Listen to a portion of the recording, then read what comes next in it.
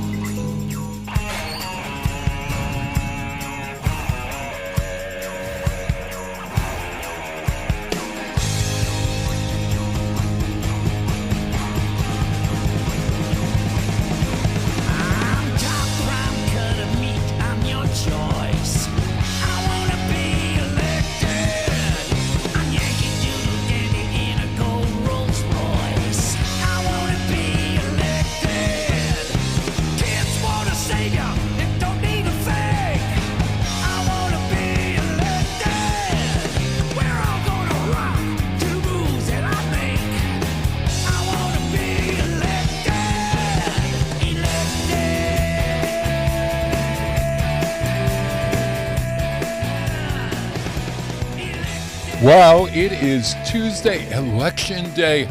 Who can believe it? It's November 4th, 2025, where you are and counting, and we are so excited. You know, it's a great thing when you have the ability to select people. And that's Alice Cooper of all. Who ever thought, Peter, that I'd be playing Alice Cooper? How do you like that? You've got this old guy playing Alice Cooper. Well, you should be like playing Schoolhouse Rock or something.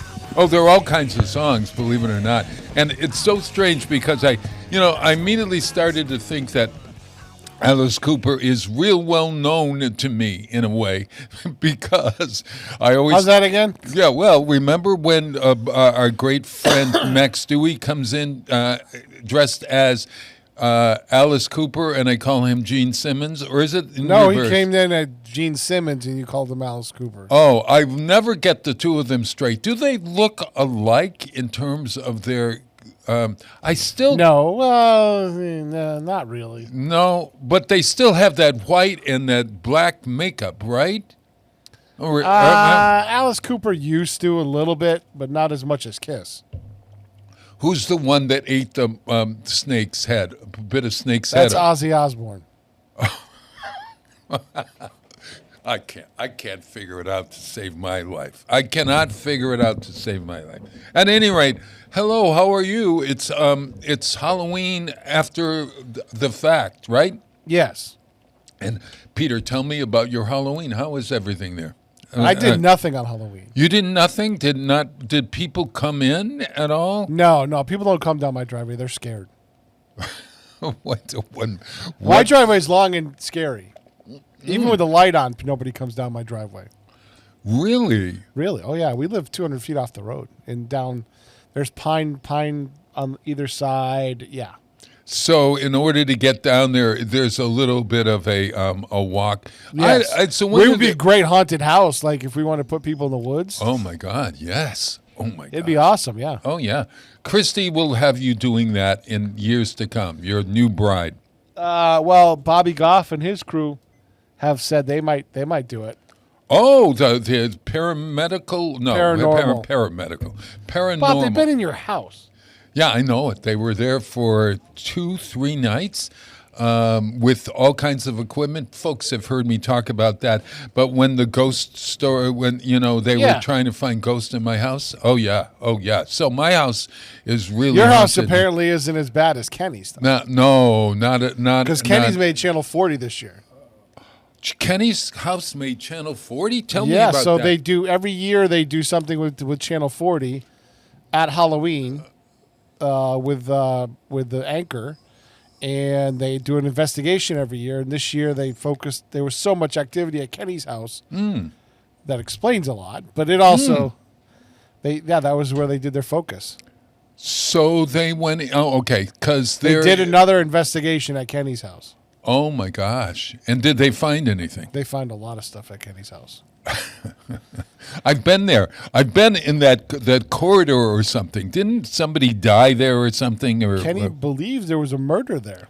Yeah, I thought so. There was this slick...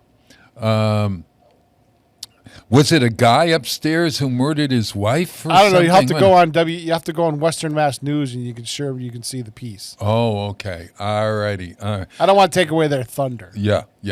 I had a wonderful, absolutely wonderful. This sounds crazy for me because you know how I hate crowds. All right. I hate parties and get-togethers, right? Yeah. Yeah. I always say. But yet you thrive at them. I know, I do, and this one was particularly exciting because it was James said to me in the morning rather, on Halloween. He said, "Bob, I want to go tonight to the Halloween party at Tribeca Pub and Grill, Gastro Pub and Grill." On Elm Street in Westfield. When we've been working with John Eaton there, and I knew that there was going to be this party.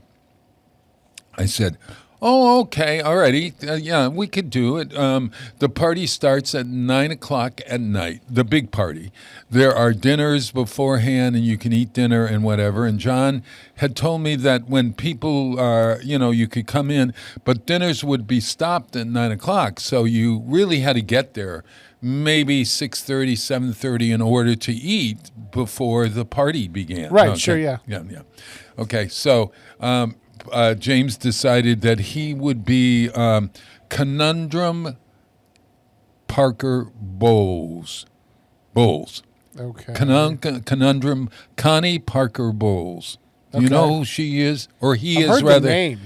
Parker Bowles. Does that name ring a bell? Yeah, I've heard the name, but I don't know. Oh, come on, reference. you know. Oh, come on. No, how about anything to do with England?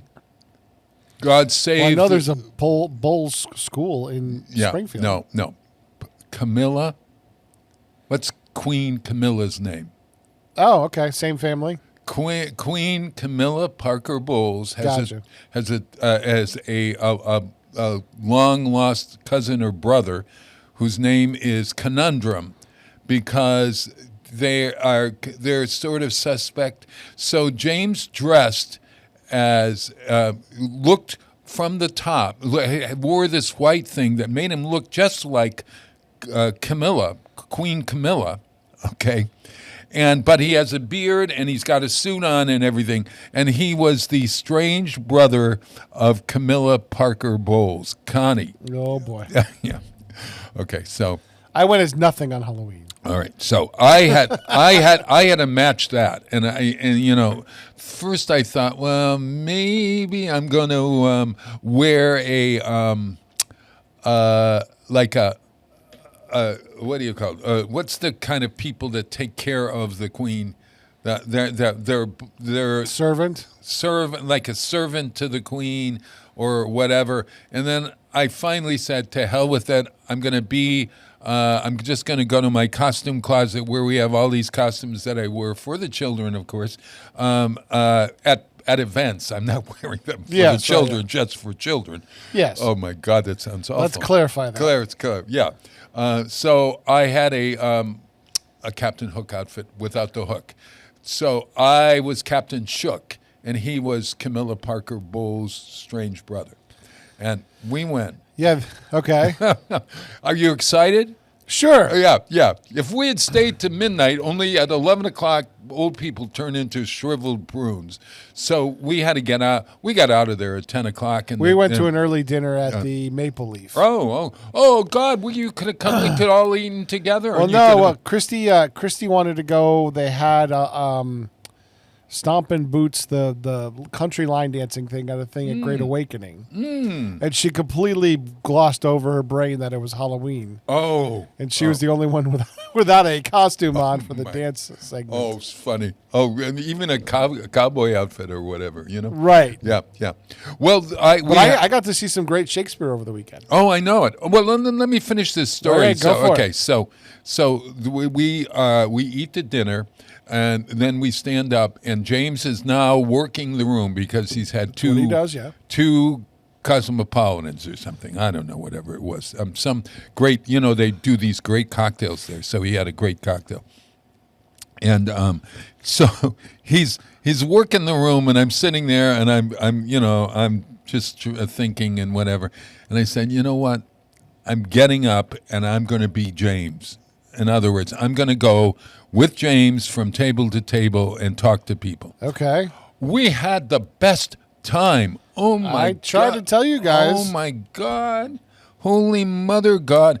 I left there thinking, this is the answer. Instead of my saying that I don't like to go to these big events, all right, admit that I enjoy them once I'm there, so don't do the old... You know what they call that, Bob? Shoot. What is that? They call that embracing the suck.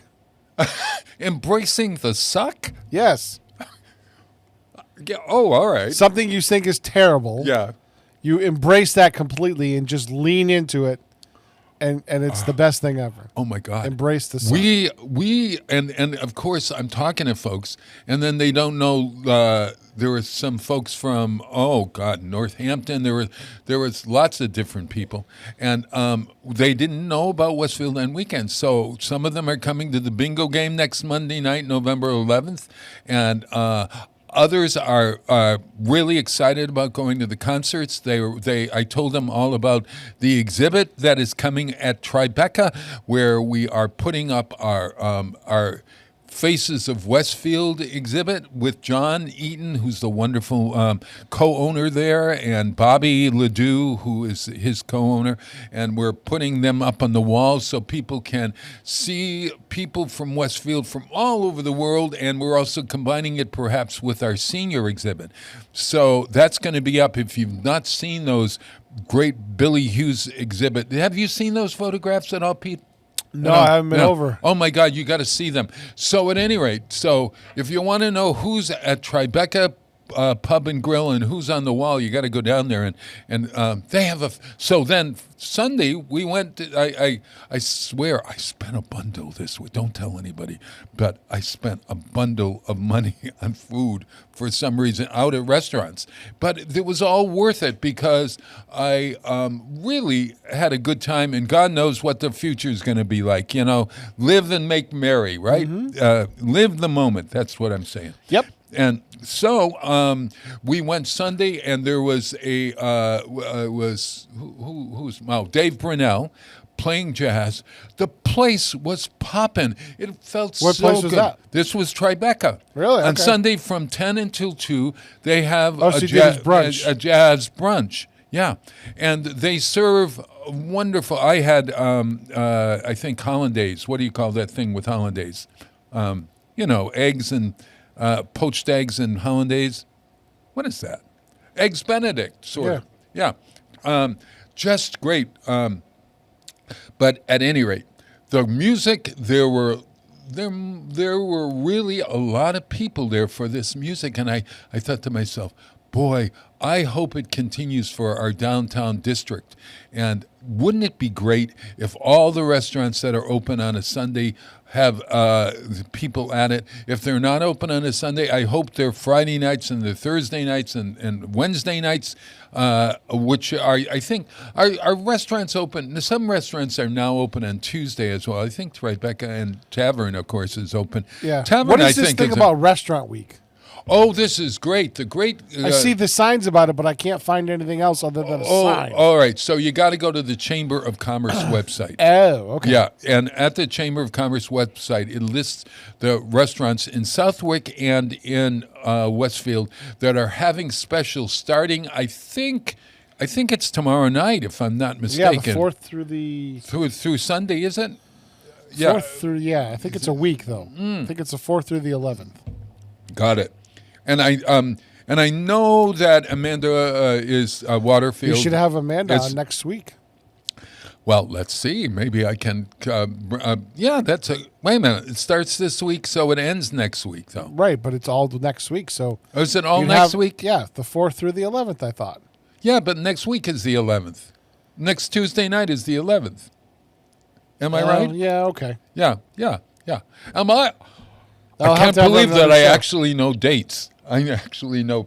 Hey, so I went to the. You went to a Shakespearean play. I went to the Southwick Farm Parade on Saturday, which was just a nice little ag parade. Yeah. Hockey didn't quite know what to make of the oxen team, and the alpaca. He was barking at it, and the tail was wagging, so he wasn't mad. Oh my God! But he didn't know what to make of it. Wild. And then we saw the Comedy of Errors. I saw that you saw the Comedy of Errors. And it's interesting because it's a serious exercise for the students. Man, it because sure is. They have to learn 4 different parts. And the audience picks who plays what part for each show. No. So there's like four or five kids in a group, and they have to learn 4 or 5 parts. And in the Shakespeare? They've got to learn Shakespeare? Shakespearean 4 or 5 words? parts, including one. Each group has 1 lead and then 4 supporting characters, and they pick them out of a hat or pick them out of different baskets at the beginning of the show, and that's the lineup. That would be a stretch for even professional actors. It's a great exercise for them. Oh my gosh! Because Christy's daughter was the lead twice. Oh, We didn't. She played a second supporting role right. This time around, but she said she had been pulled. They pulled it twice. Oh wow! She play Helena? Hell no! Wait a minute. I'm trying to think of the. It's the Comedy of Errors is two brothers Two brothers separated at birth. Yes, exactly right. into two different cities. It's and The Boys from Syracuse is the musical. is that what it's called? Yeah. The Boys from Syracuse, the Roger and Hart musical. Falling in love with love is falling for make believe. Oh my God, there are tons of great songs in that show. Okay. Yeah, It was a fun show. Yeah, it's a really We had a fun good time. show. Hey, there also, I heard the grapevine has it that they're doing Romeo and Juliet at the high school. Owen is producing and directing. Owen Snyder is directing Romeo and Juliet with high school kids. So this is really great that they're getting to do Shakespeare and learning that it's not to be feared, right? Yeah. Yeah, it's really great. I think my great friend Maddie Bussell, Maddie is playing Romeo. Did you know that? His mom and I did dad not were know at that, your huh? wedding. Yeah. Yeah, I know. Yeah, Maddie's playing Romeo. I've known him since he was knee high to a grasshopper. Mm-hmm. So at any rate, hey, it's the October is gone, unfortunately. When October Goes is one of the most beautiful songs in the world. It was the last song that Johnny Mercer wrote, okay? But it didn't have any lyrics. So they found the song and they gave it to Barry Manilow, and Barry Manilow did the lyrics of this song. And it is so beautiful. And just think of an older person singing this song. This is Rosemary Clooney, and it's a long song, so I've cut it in half. But you've got to check out When October Goes online to see Rosemary sing this live.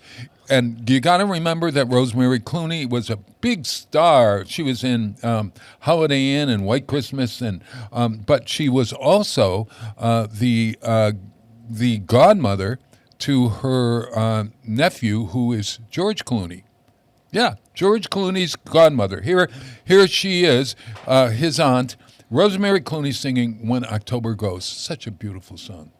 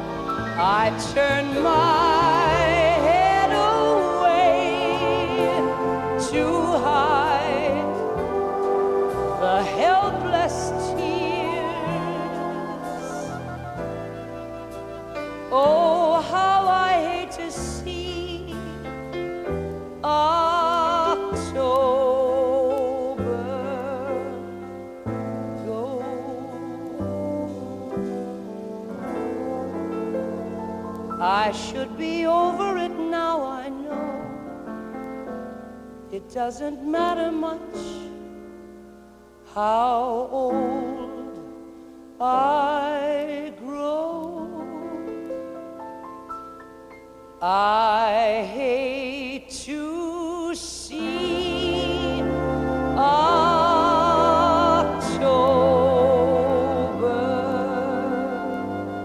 go.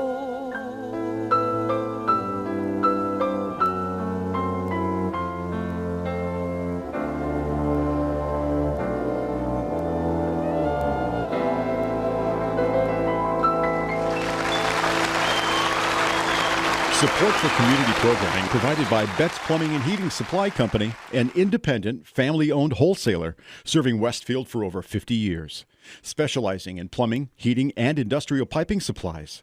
Visit bettsplumbing.com or 14 Coleman Avenue, Westfield. Public welcome. Join me, Tina Gorman, each week from 6 to 8 a.m. for Wake Up Wednesday, when my guests and I discuss health, wellness, and lifestyle reimagined. Community Radio. 89.5 WSKB.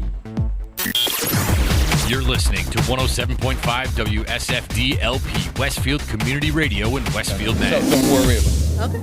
Wow. I'm just talking here, folks. Talk amongst yourselves while I talk to my new guests here. Right. Hey, everybody in Agawam and Southwick and Westfield and sites beyond, Wisconsin, and God knows where you are. All the ships at sea? All the ships at sea. Guess who's here? George Delisle, my regular guest. Oh, my God, George. He is the old political curmudgeon, white liberal. The old white liberal. Because I'm all of those things. Yeah, you were old and white. I'm white. Oh, my God, he's older than ever because your birthday was yesterday. My birthday was yesterday. Please, Lisa, forgive me while I talk to the birthday boy. Happy birthday. Yeah. Thank you, George. Pete. George was 74 yesterday, so birthdays come but once a year. We are glad that yours is here. Happy birthday, George, dear. Happy birthday till next year. Chocolate cake. That's the Wisconsin birthday song. We went out for brunch with Adam. I saw it. If I had known that, you could have come to the jazz brunch at Tribeca, where James and I were having brunch at the same exact time. Oh, no kidding. Yeah. Okay. Yeah. Well, Adam and Amanda had just come back from Saco, Maine, where he was doing Kiwanis governor things. They did a major food packaging George is brunch. not the governor of Massachusetts, incidentally. George is the governor of George is Kiwanis. governor of nothing whatsoever. You are not. You're the governor I have no title. This is so rude. Yeah. We're talking amongst ourselves and totally forgetting that there's a lovely woman next to us. Well, and you haven't even introduced her yet. And I haven't even introduced Well, maybe one of us should. Well, all right. Go ahead. This is Lisa Goding, and Lisa is the executive director of the fabulous It Takes a Village. Thank you. A wonderful agency that I am privileged to sit on the board. I went to the website yesterday, and whenever I saw that you and Gina, your lovely wife, are on the board, I said, aha, now I get it. Well, I get it. It's funny how that happens. See, what happens, you show up at one of their events, all right, and they treat everyone very, very well, and then they say, we really need somebody with a truck to take out the garbage once a week. We need that to happen. That sounds like a husband. It's kind of like, and Gina and I had just bought our pickup truck. And so one of us, and I'm not saying which one of us, said, well, that sounds like something we could do. Mm-hmm. And it turns out if you go there and you take out the garbage for 3 years, you end up on the board. I'm not. Yeah. It's the qualification? It's a process. Yeah, it's a process. Is that true, Lisa?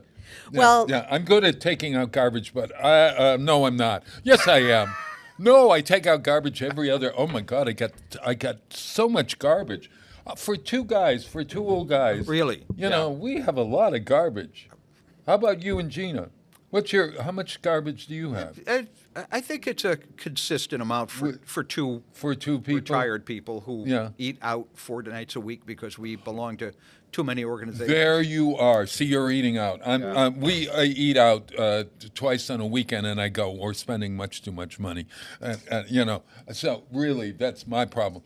Lisa, how's your garbage intake? It's quite a lot. It is? It is. Yeah. You have some family? I have 2 children. Oh. And one's a teenager, one's a tweenager. And so there's always garbage all over the floor. Wow. So I have a lot of garbage, a lot of recycling. What town are you having garbage on your floor in? In Huntington, which is where It Takes a Village is located as well. Oh yeah, but you service Huntington. It Takes a Village services other areas. Absolutely. Yeah, Yes, yeah, absolutely. We yeah. serve all 4 counties of Western Massachusetts. Yeah, We have a large percentage of our clients actually come from Westfield and Wow. surrounding areas. We have to talk about this great organization, but we've got miles to go before we sleep because, this show is an hour now. Well, it's actually a 2-hour show, and most folks say, "Oh my God, how can I? What am I going to do? What are we going to talk about?" And my producer Pete will tell you that I create the discussion points and the songs that we play because everybody listen, folks. When you're doing if you ever have your own TV or radio show, I gotta say that you always have to have commercial breaks or something so that folks can get up and do their business and then come back. Or, if you talk for too long, like I'm, my ADHD talking, talk, you kind of say, "Will he shut up?" So you need to have some music. So I've selected specific songs for today, which is Election Day, and for you, Lisa, and for George. Did I get anything for you? I don't know. I'm sure I can connect you somewhere or another. But I come here often enough that you really don't have to. I don't. It's fine. It's your birthday, though. It's the least I could have done.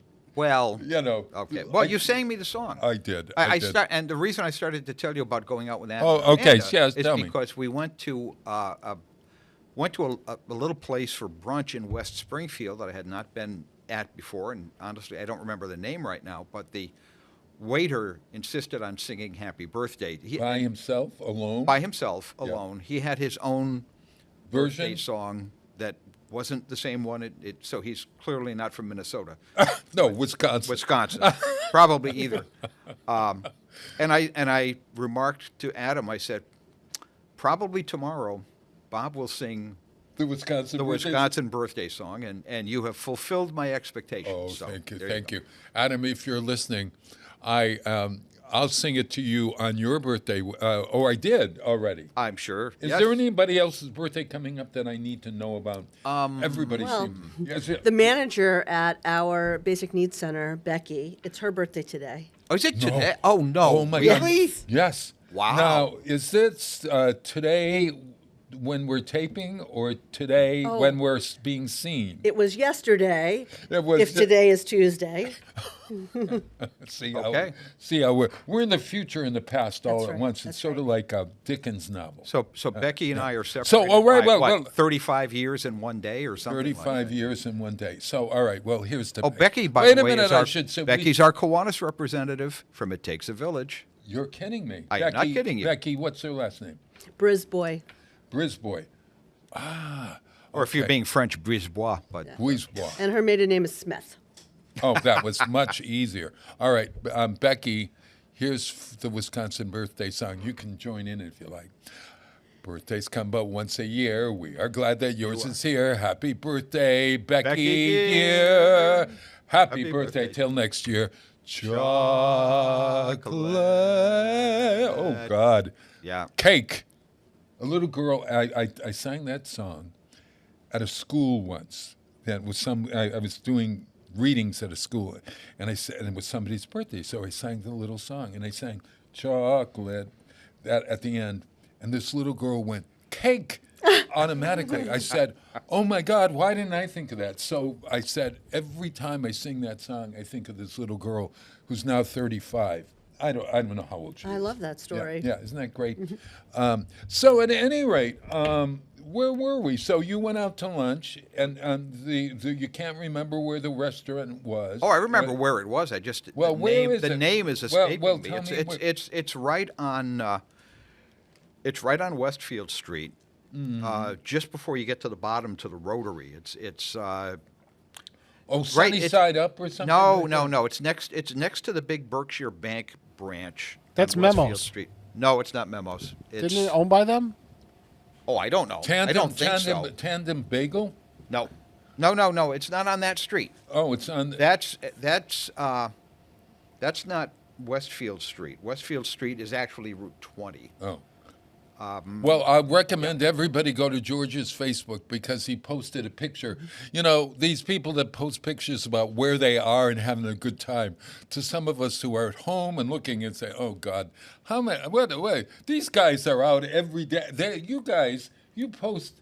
You are everywhere. You are everywhere, George."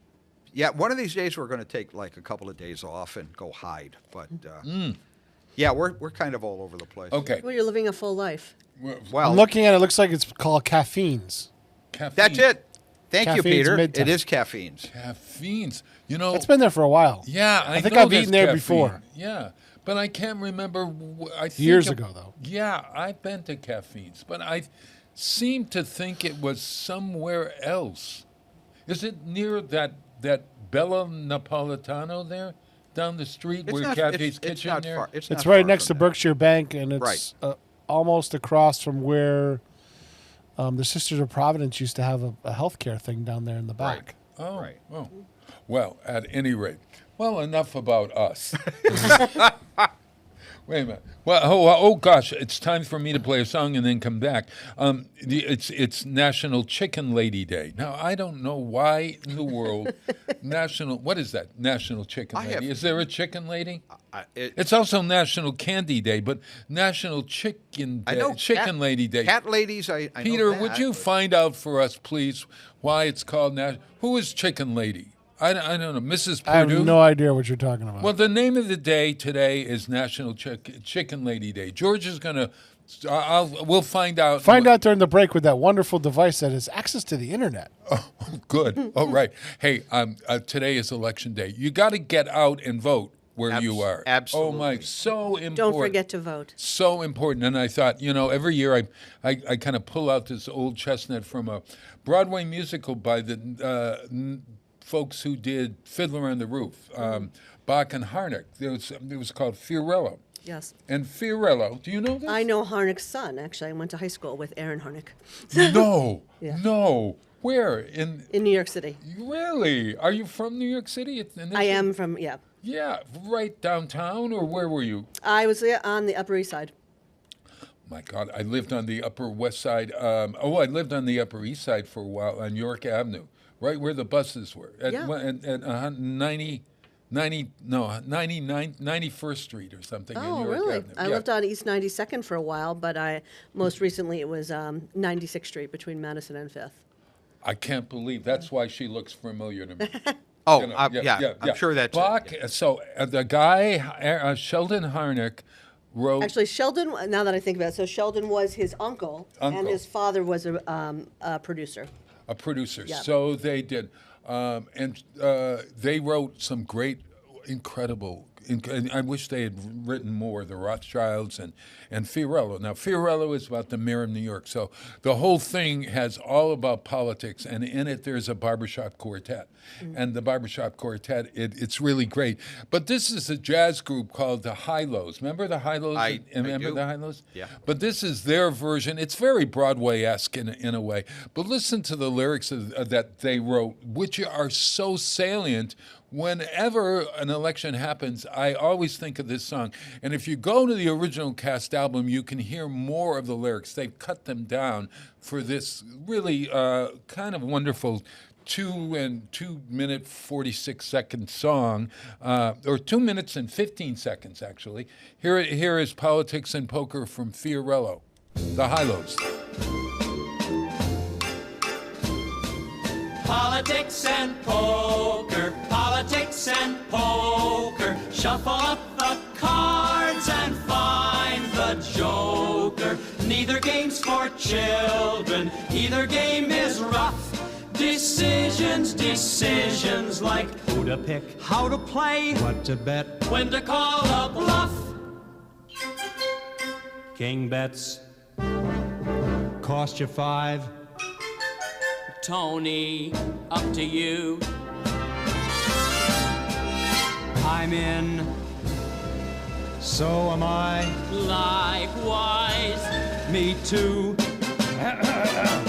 Gentlemen, here we are, and one thing is clear. We gotta pick a candidate for Congress this year.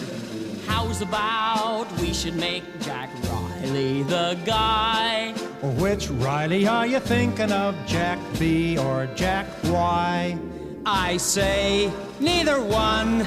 I never even met 'em. I say, when you got a pair of jacks, bet 'em, yeah!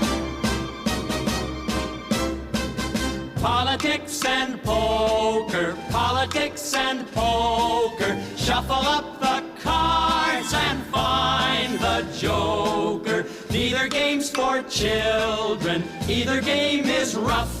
Decisions like Who to pick, how to play, what to bet, when to call a bluff. Politics and poker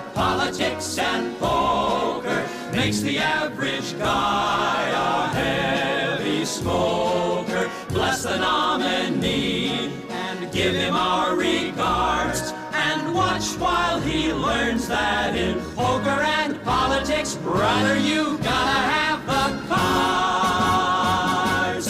Gotta have the cards.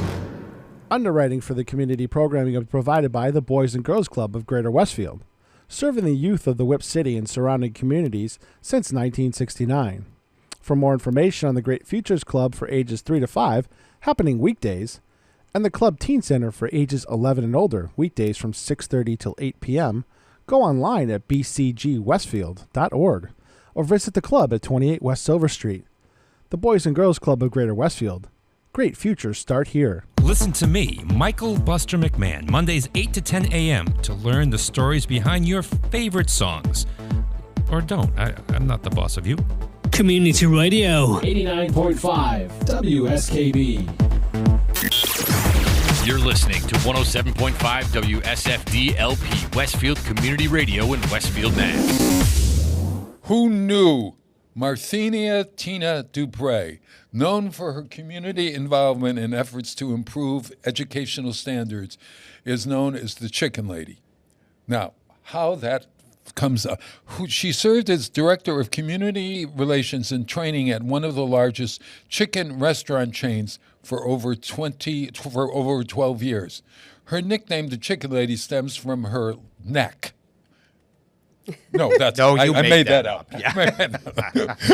up. Stems from her extensive work in the chicken industry and her commitment to uplifting her community through education and training, etc., etc. George Bush declared he didn't have anything better to do. He declared November 4th National Chicken Lady Day, celebrating her legacy.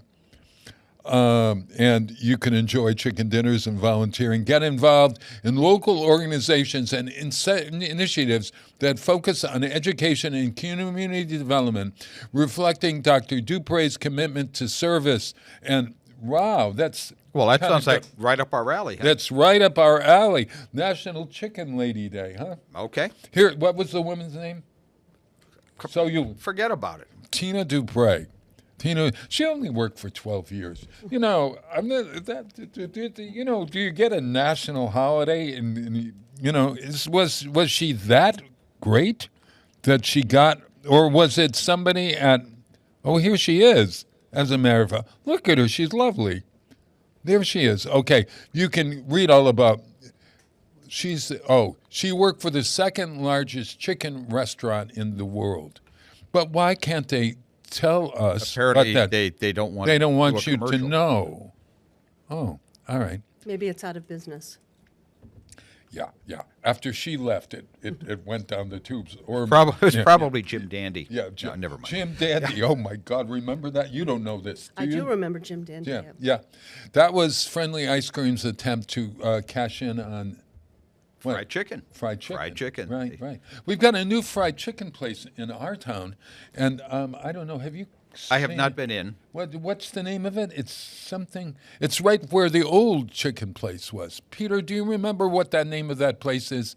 It's right down near Industrial Avenue, and it's Che Chicken or no? It's something like that. Yeah. Yeah, and I'm worried because, you know, when you go by a place and you don't see anyone there, the food might be great, but they've got to discover it before they start to eat it. Well, and they're right next to KFC. Oh yeah, KFC is down the street. So how do you? Is it CAS chicken or something? It's a name that Y-A-Z, Yaz Chicken. Yaz Chicken. Yaz Chicken. Yaz Chicken. And apparently it's a regional, it's a local chain. Is it? Yeah, there's a few others in Massachusetts. Could it be Carl Yastrzemski? No. Oh, Y-A-S, I believe. Oh, Y-A-S. Y-A-S. Well, enough of that. Now, so we've discovered that we are both not, well, you're a native New York. Would you be a native? I wasn't, yes. Yeah, you were born there. It was a long time ago since I've lived there, but. Yeah, well, a long time ago is a relative thing. It's relative. Sure. You're with two of the oldest radio jocks in the area. If I might be the king of the old. Well, I don't know. You're approaching the big 8-0, I believe. 8-0, yeah. My birthday's coming up on November 20th, everyone. And so, would you mind leaving some money when you leave, in honor of me? Yeah, it could be in any denomination from 8 to 8 million. But your organization needs money. We do. Yeah. All right. Let's get right down to brass tacks. Tell us about. It takes a village, because it takes a village. Well, first I thought to myself, okay, why do I know that name? And then there was, I thought of 1,000 Villages, and then I thought of Hillary Clinton and her It Takes a Village campaign, was it, or something? Well, it was the name of a book that she wrote. Oh, okay. And did that come before the naming of this organization? So I think that the book came before the naming of the organization, but the saying "It Takes a Village" came well before the book. Ah. So. And what do we know who said "It takes a village"? So it came from an African proverb. I believe it was Nigerian, but I can't remember for sure. So I don't even really want to attribute to that.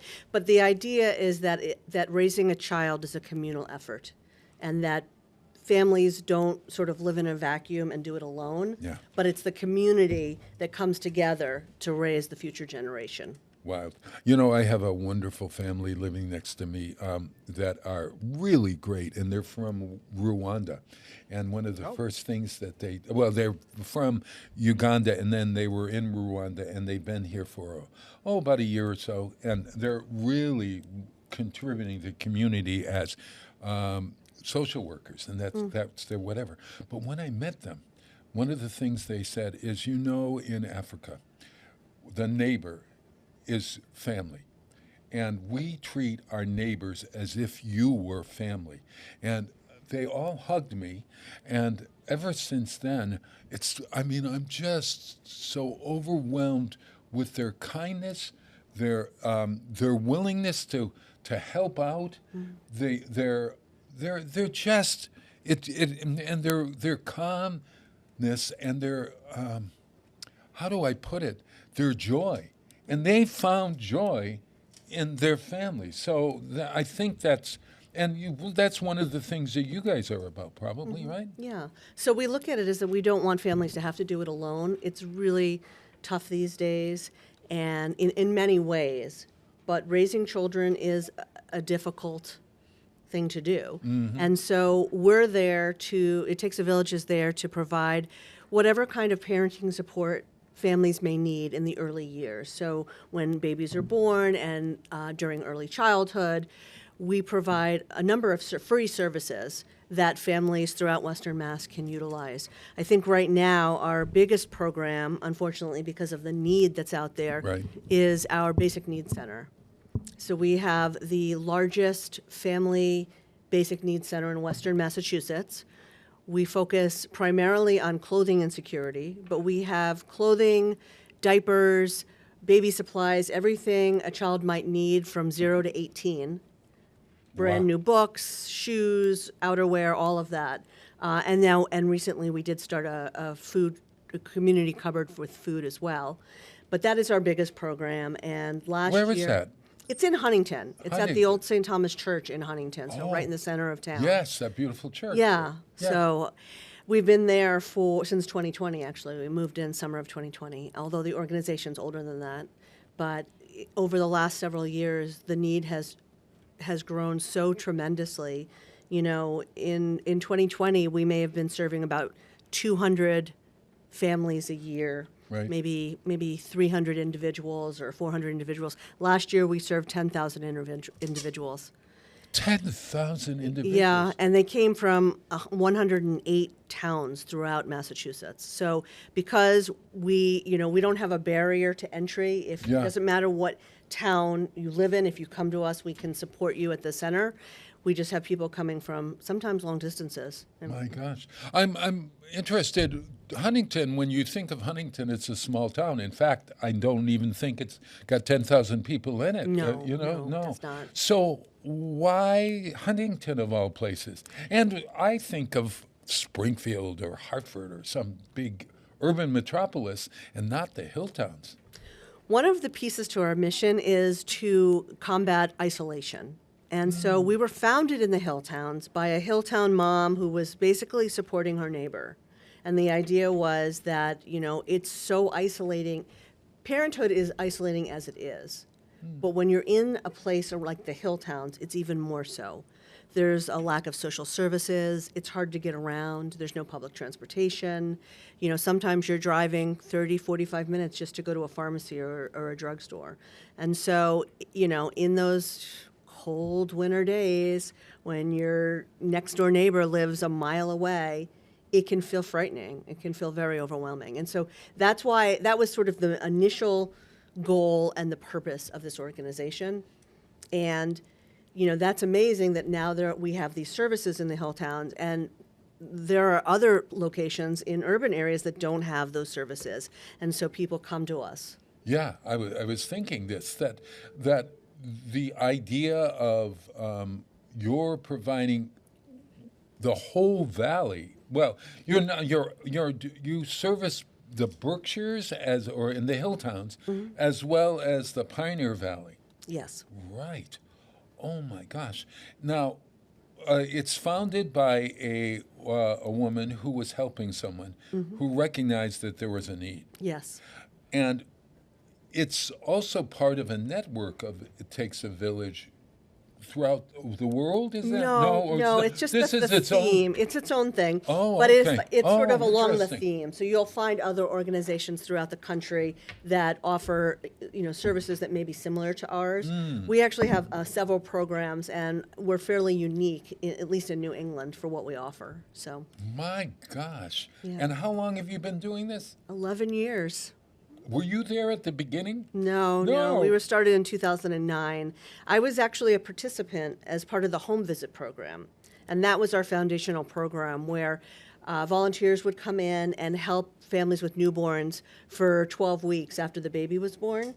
And, during that time where you have the most chaos and the most overwhelm, it's really refreshing, and it almost feels like a lifesaver to have someone come into the home and sort of help you with whatever you need. Yeah. So that's how I got involved. Lisa, you said that you were a participant. So would you tell us that story? I think that we all could benefit. George, you Pardon can. me. You're Gesundheit. God bless you. Yes. You're welcome to ask questions. Thank you so much. Actually, I'm one of the things that strikes me as kind of unique about It Takes a Village is that the composition of the board and the degree of involvement, because many of the board members are also volunteers. They work at the Village Closet. It's an active board. Well, they work at the Village Closet, but some of them, I think, are also home visit participants.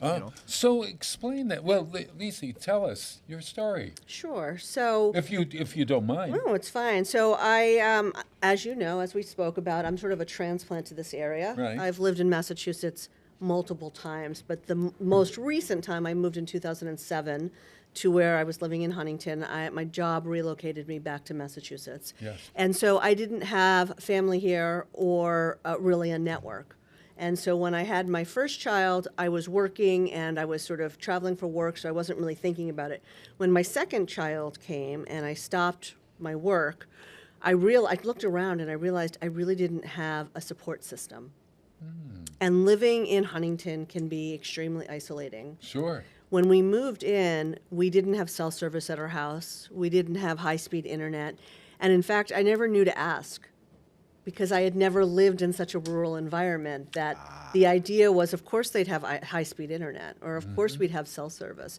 So that was really an eye-opener. Yeah. And I've got a very long driveway, and trees or limbs would fall onto the driveway, and I'd be stuck at home. So I was basically with a newborn and a toddler, and I began to develop, I didn't know at the time, postpartum depression. And so somebody I knew said, you know what? You should give these people a call.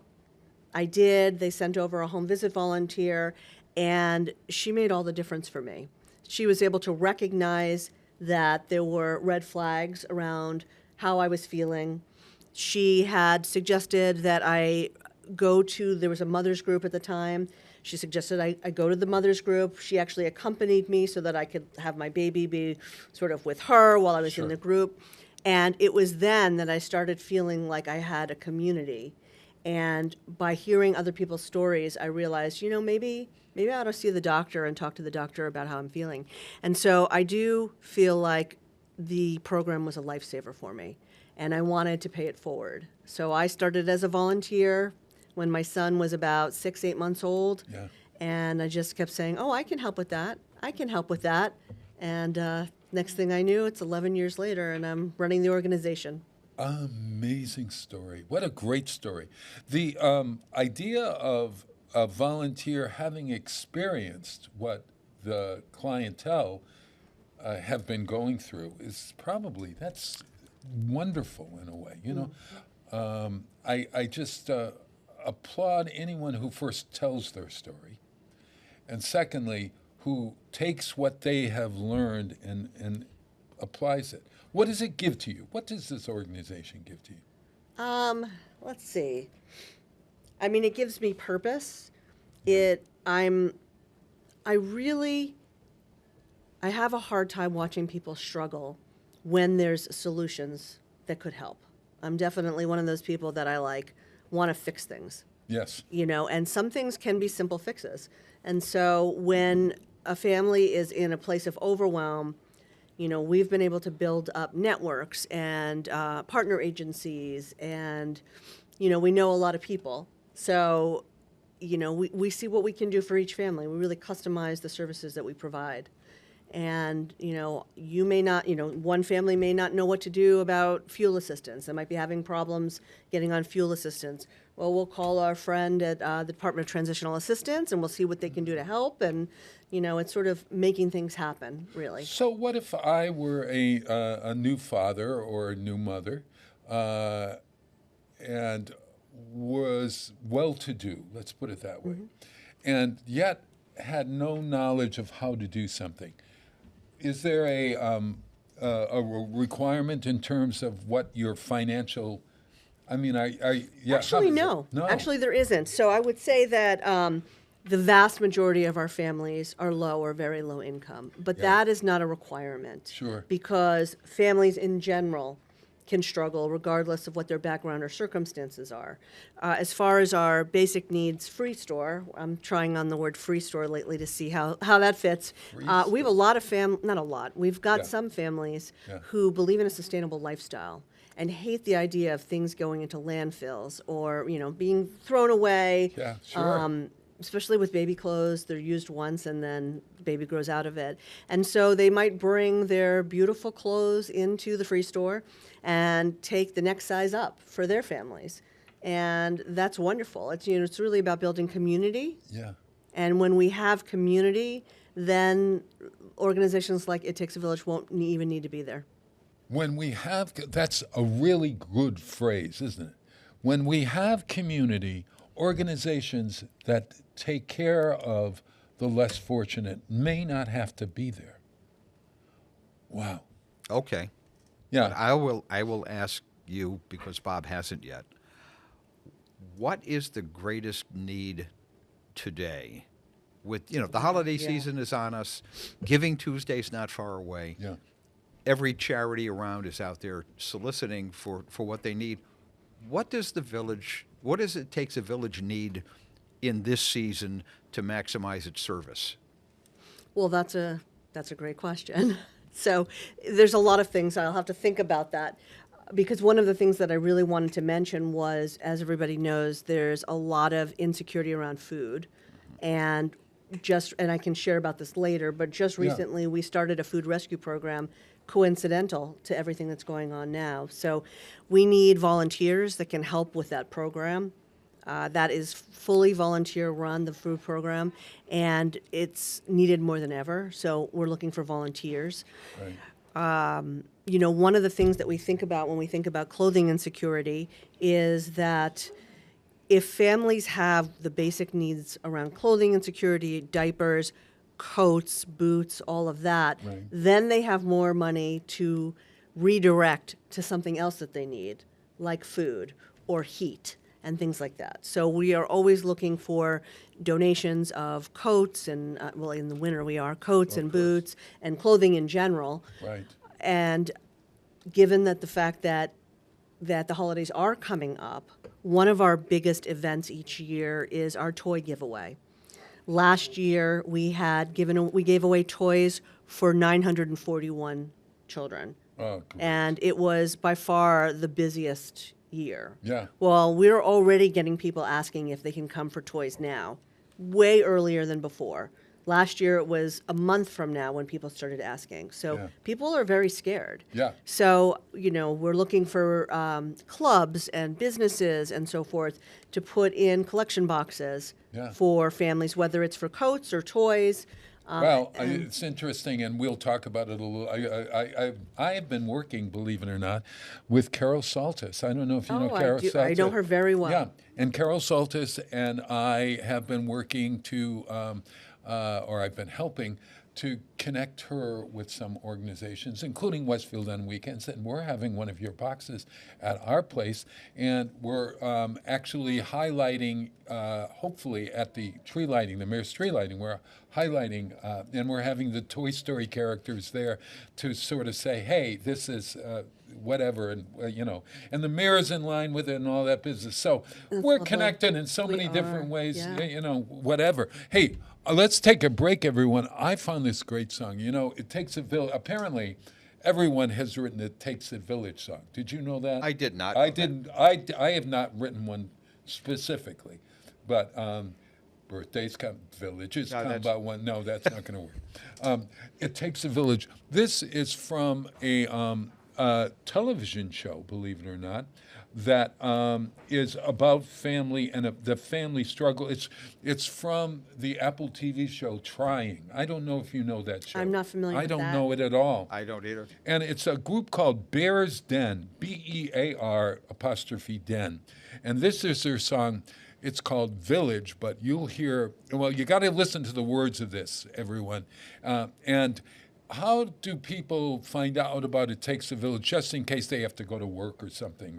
We have a website. It's hilltownvillage.org. Hilltownvillage.org. The city on the hill, the village on the hill. Okay. Village by Bear's Den from the TV series Trying. Here we go.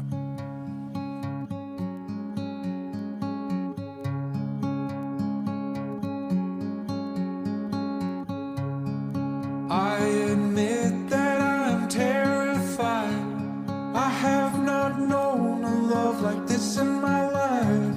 I'm pretty confident I won't do it right.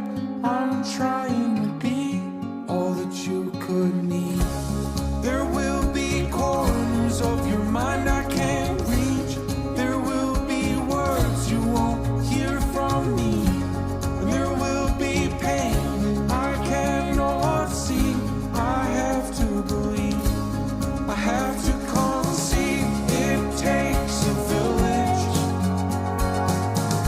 It takes a village.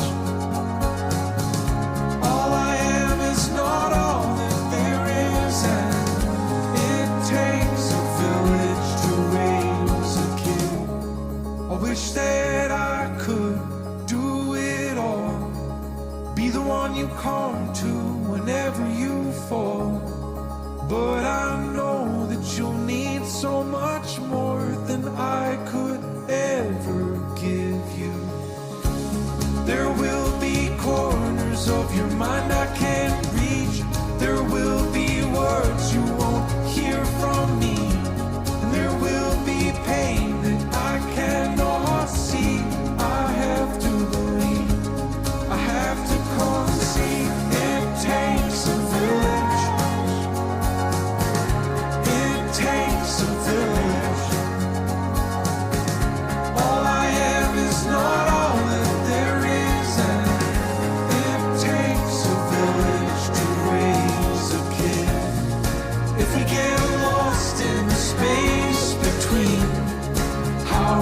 it is and how it should be. Please don't ever feel like you can't come talk to me.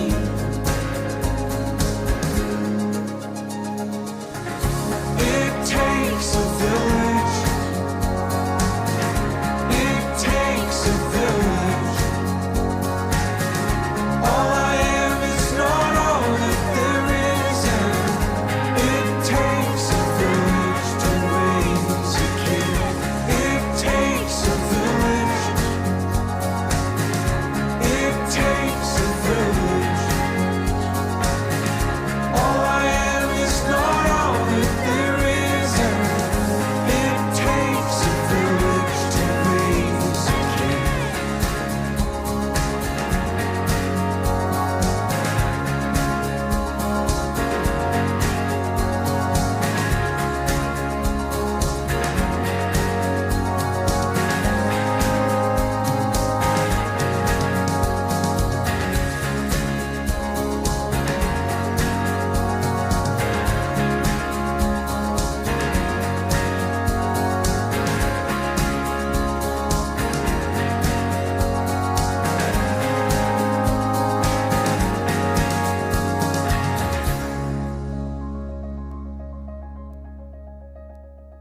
Underwriting is brought to you by Boise Cascade Distribution, providing products and services needed for building material dealers, home improvement centers, and industrial customers.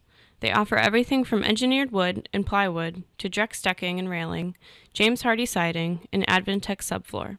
Located at 33 Fowler Street Extension in Westfield and on the web at bc.com, they are committed to providing quality products, great service, convenience, and value. Join me, Tina Gorman, each week from 6 to 8 a.m. for Wake Up Wednesday, when my guests and I discuss health, wellness, and lifestyle reimagined. Community Radio. 89.5 WSKB.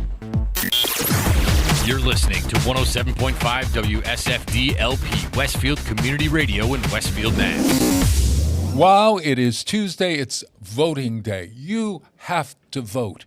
You have a choice. You have the right. You have the responsibility to vote. And the more we vote, the more we get the kind of community that we need. And I always say that if you don't vote, you don't have any say in anything. Or am I right, George? Well, you're absolutely right, Bob. And the thing that has always disturbed me the most about these municipal elections, the off-year elections, is the turnout is abysmal. It's just, if we hit 20% turnout in Westfield, I will be surprised. Right. It's usually less than that. Now, that means that 80% of the folks who live here either aren't paying any attention or they just don't care, or they have the completely wrong impression that it doesn't matter. Yeah.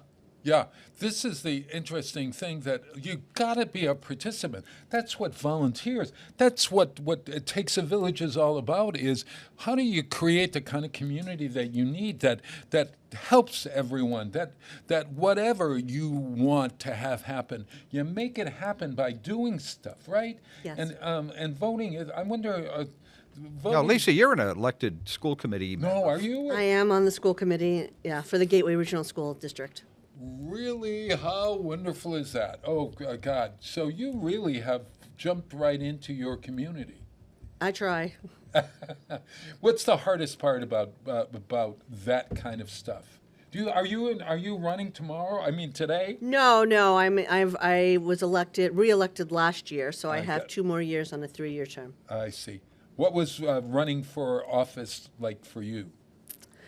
Well, I will say the first time that I ran, apparently it was unknown to me when the deadline to pull the papers were. So I missed the deadline by a day. Oh, gosh. And so I had to run sort of like a write-in candidate. I remember you were running as a write-in candidate. I took it very seriously. Yeah. I took photos of myself as a write-in candidate? I did. Holy mother God. I never thought that was possible. Well, now, Gateway region encompasses what towns? So it's, let's see, Middlefield, Chester, Montgomery, Huntington, Blandford, and Russell. Okay. Wow. And it takes a village. Correct me if I'm wrong. Runs a community closet at Gateway. We do in the high school. We have a student free store. Yes. So we offer. It's actually an amazing place. It's a very large room. It is the gathering, sort of the social gathering during lunchtime. It's a staffed location. Sure. And we offer community service and service learning projects for credit if students want to participate as well. So we make it a lot of fun. I love this. So you ran the first year. Now, so the second year that you had to run? Well, that was an easier one. Oh, yeah. You just put the sign up and sit back. Well, I mean, I was on the ballot, so that made it easier. The first year, I dressed myself up as Rosie the Riveter, and I had lawn signs, and I had a social media marketing campaign. Listen, you know how to do it. See, when you live in New York, if you've got that New York in your blood, the performer, or there's something about the creative spirit that New York builds into folks. You know? Yeah, you got to be a survivor. You got to how to create in a situation that no one ever thought possible. All these millions of people of every stripe and every color together. How to do it. The interesting thing, the contrast to me between big city politics and small town politics. Yeah, tell me. And Westfield is not technically a small town. We're like 44,000. It's a good-sized community. Good size. But even in Westfield, and people don't do this, and it makes me crazy. You have the opportunity to meet and talk personally with all of the people who are running for public office, because they're not representing 90 gazillion people. They're representing a little, a smallish community. Sure. How many of us make the effort to connect with our local elected officials and make sure those are the people we want in the job? We don't. We don't. And, oftentimes, I came to Westfield, similar to you, from New York City, and where you knew your neighbor, but you don't really know your neighbor. It's a strange situation in New York City. You love one another, but at the same time, you're sort of living in this little bubble or whatever. I may be wrong on that, but so then you move to a place like a town like Westfield. We were exotics in this strange town, and sooner or later we found our way. And the mere idea that I could say, this is John Vilas, he's my friend and my senator. This is Kelly Pease, and he's my representative and my friend. This is the mayor, and he's a friend of mine, etc. That doesn't happen in New York City. They're all over, or big cities, am I right? Yeah. Yeah. And they're all in the mansion, right? Yeah, they're all in the mansion, which sort of gets me to a question that, okay, the climate today, the cultural climate or the political climate, is such that how has it affected your organization, and when you use the word insecurity, to think about the word insecure, what does it mean to be insecure, and has the climate changed the work in a particular way for you? I think so. So we were talking about no barrier to entry, and that income level is not, there's not an income level requirement. But over, I would say since 2020, to watch the change in the clients that come in. So it felt more like people were coming in because they believed in the mission, and they believed in, as I said, a sustainable lifestyle. And, I don't have it, so you give to me, and so forth. It was it felt like more of a small town feel, but things have felt progressively desperate over the last several years. And we see, a perfect example is that we will have many families who will come from Springfield. They may be unhoused, living in transitional housing, and they'll take an Uber up to Huntington to get the items that they need, also thinking they'll be able to get an Uber home which is another story. Oh my gosh. But, you know, it's that feeling of desperation that this is the only place I can go to get the items that I need for my child. So it's heart-wrenching, really. Is there fear attached to that as well? I mean, you know, as a survivor yourself, I mean, you recognize with post-traumatic stress, I bet there's some fear of, oh my God, what am I becoming, or what am I not, or what, you know. I mean, I think if you're talking about the families in that situation, I mean, yes, they're very fearful, and that's what they've been saying to our staff. You know, they're extremely worried about the SNAP benefits getting cut. That's been a big thing. And just worried about how they're going to make ends meet. I mean, you can see it all over Facebook too. Yeah. You know, this is it's a real period right now where people don't know what's going to happen. So that insecurity is that not knowing will breed fear, you know, and as like I said, desperation. We had such a long line on Sunday waiting for families to come in. We had 145 people that came through in 3 hours. Oh my gosh. Oh my God. So how do we help? And it's and have your funds been cut in any way, or just knowing where we're going, let's say, with the current climate, maybe you need more money than you ever did in order to do what you do, because you're going to be needed in another way.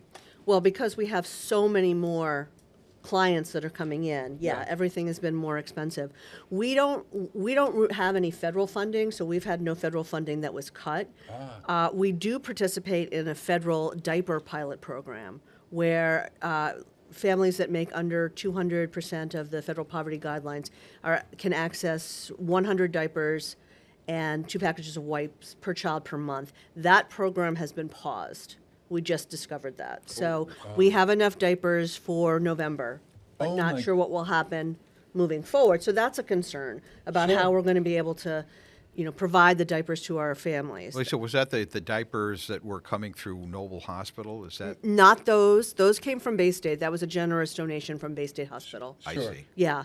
But the ones that we get, they actually go through Community Action. But it is a pilot program, federal pilot program. So there is concerns about whether that will continue or not. Insofar as our funding, what we've noticed is that most of our funding comes from private donations, just, you know, people like you and me giving $50 here and there. Right. And then we get some family foundations. And what we're noticing is that these funders, these grantors, are receiving, you know, sometimes 2-3 times the number of applications than they have in the past. Right. And so some of our long-standing funders have either reduced the amount of funding that they can give, or have said, you know what, the competition was fierce this year, so unfortunately we're not going to be able to provide funding this year. So we have a concern too. I try not to look at it as like a scarcity mindset. I try to look at it as like a mindset of abundance. Sure. And because, you know, 54% of our donations come from individuals. You know, if people believe in the mission and want to support us, you know, $25 will provide diapers for a family for a week. And how many diapers did you go through with your daughters, or do you know, or do you? Well, I mean, it was a long time ago. Do you know how to diaper? Come on, seriously? Of course, I do. I've changed. Just wondering. I've changed an awful lot of diapers in my life. Is it like folding underwear, where you know, I fold here, I fold there, and I fold up? Well, it's like folding a fitted sheet. With modern disposable diapers, it's a little bit easier process. Oh, okay. You put the baby's bottom into the diaper. You close the front. There's 2 adhesive tabs, and essentially you're done. My mother, I remember those big, I don't know if you guys out there, but we had these big mother pins that she would stick in the side, and she was always washing. I mean, like, can you imagine back then when there was not paper products? My mother had I was the oldest of 7. Yeah. And I think at any given time between, say, 1955 and 1961, my mother had at least 2 in diapers, and sometimes 3. So that laundry operation was a full-time job. I'm picturing my mother sort of like at the cauldron of a witch, and then they had to dry, and then The automatic washer and dryer were the greatest boon to womankind, I think, in the history of the world. You're absolutely right. I bet Mrs. Chicken Lady would applaud that as well. I'm sure she would. Yeah, okay.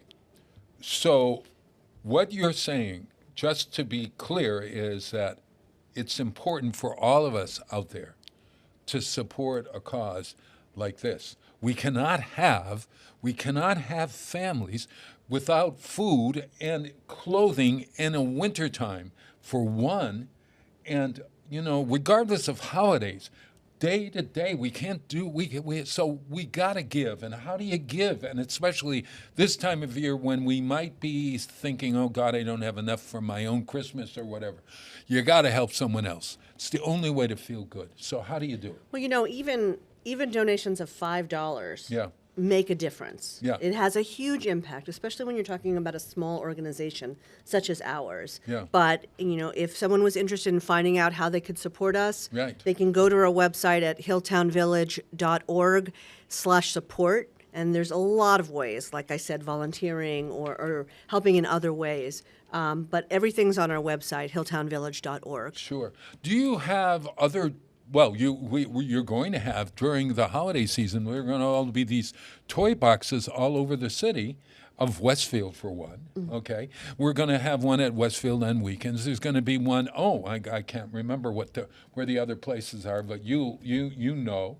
And there's going to be this big drop-off box on Franklin Street leading up to the Hilltowns that my box is providing, and they're decorating it, and Pam Kelly is decorating it. And today, our dear friend Carol Saltis is talking to the corrugated box people, that she knows a corrugated box maker, apparently. All right. And he's making some incredible boxes for us, or for them. I'm saying us because I really believe we have to start talking about us in this situation, right?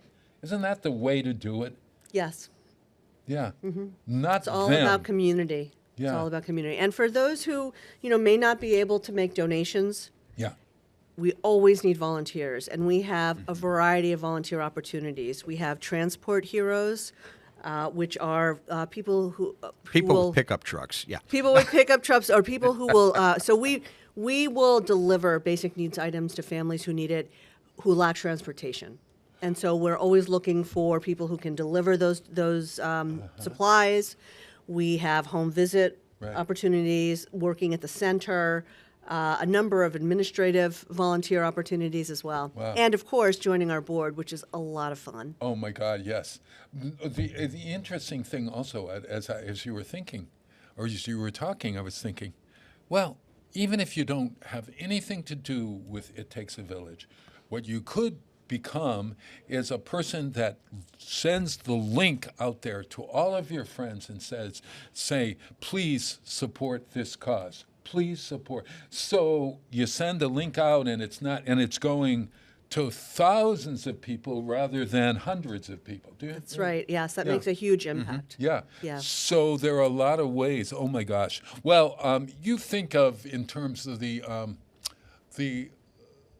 glass being half full, half full rather than half empty. I feel like you have to these days. Yeah, okay. So here's, Peggy Lee wrote this song in 1946, and there's a line in there that I thought, you gotta make a showing if you're, no, wait a minute. You gotta get it going if you're gonna make a showing.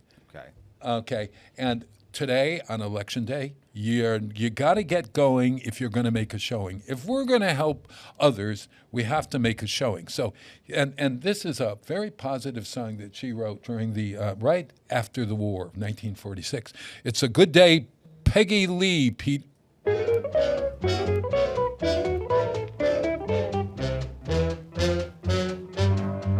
Yes, it's a good day for singing a song, and it's a good day for moving along. Yes, it's a good day. How could anything be wrong? A good day from morning till night. And it's a good day for shining your shoes. And it's a good day for losing the blues. Everything to gain and nothing to lose. A good day from morning till night. I said to the sun, good morning, sun. Rise and shine today. You know you gotta get going if you're gonna make a showing. And you got the right of way, 'cause it's a good day for paying your bills. And it's a good day for curing your ills. So take a deep breath and throw away the pills, 'cause it's a good day from morning till night.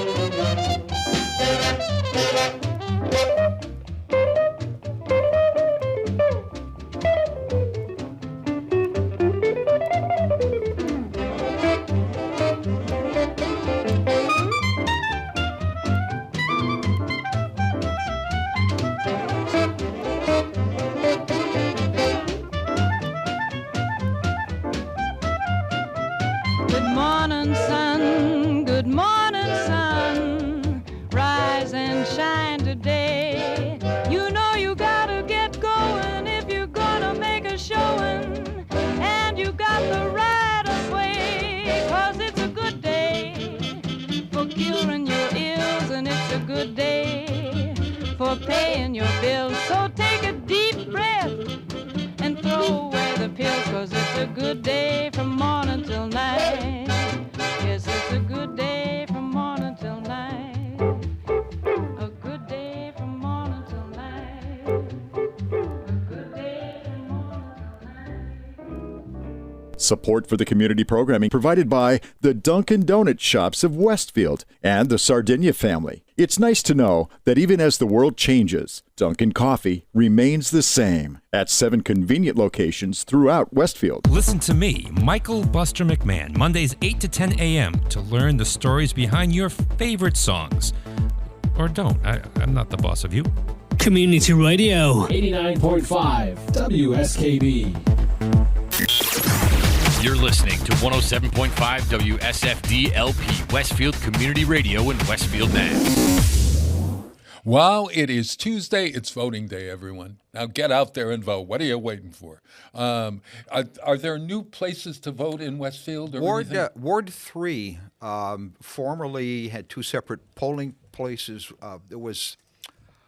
One was at, I want to say it was at, Peter, was it Franklin Avenue was one of the places, and the other one was here at I believe Vote. so, yeah. Yeah. Where is it now? Now it's at the new school. Oh, you get to see the new Westfield River School right down the street. It's great. It's beautiful. Oh, Yeah. outside. Have you been? So all of Ward 3 is in the same, going to the same polling place. Yeah. Oh, wild. Hey, Lisi, you asked about my shoes. Everybody.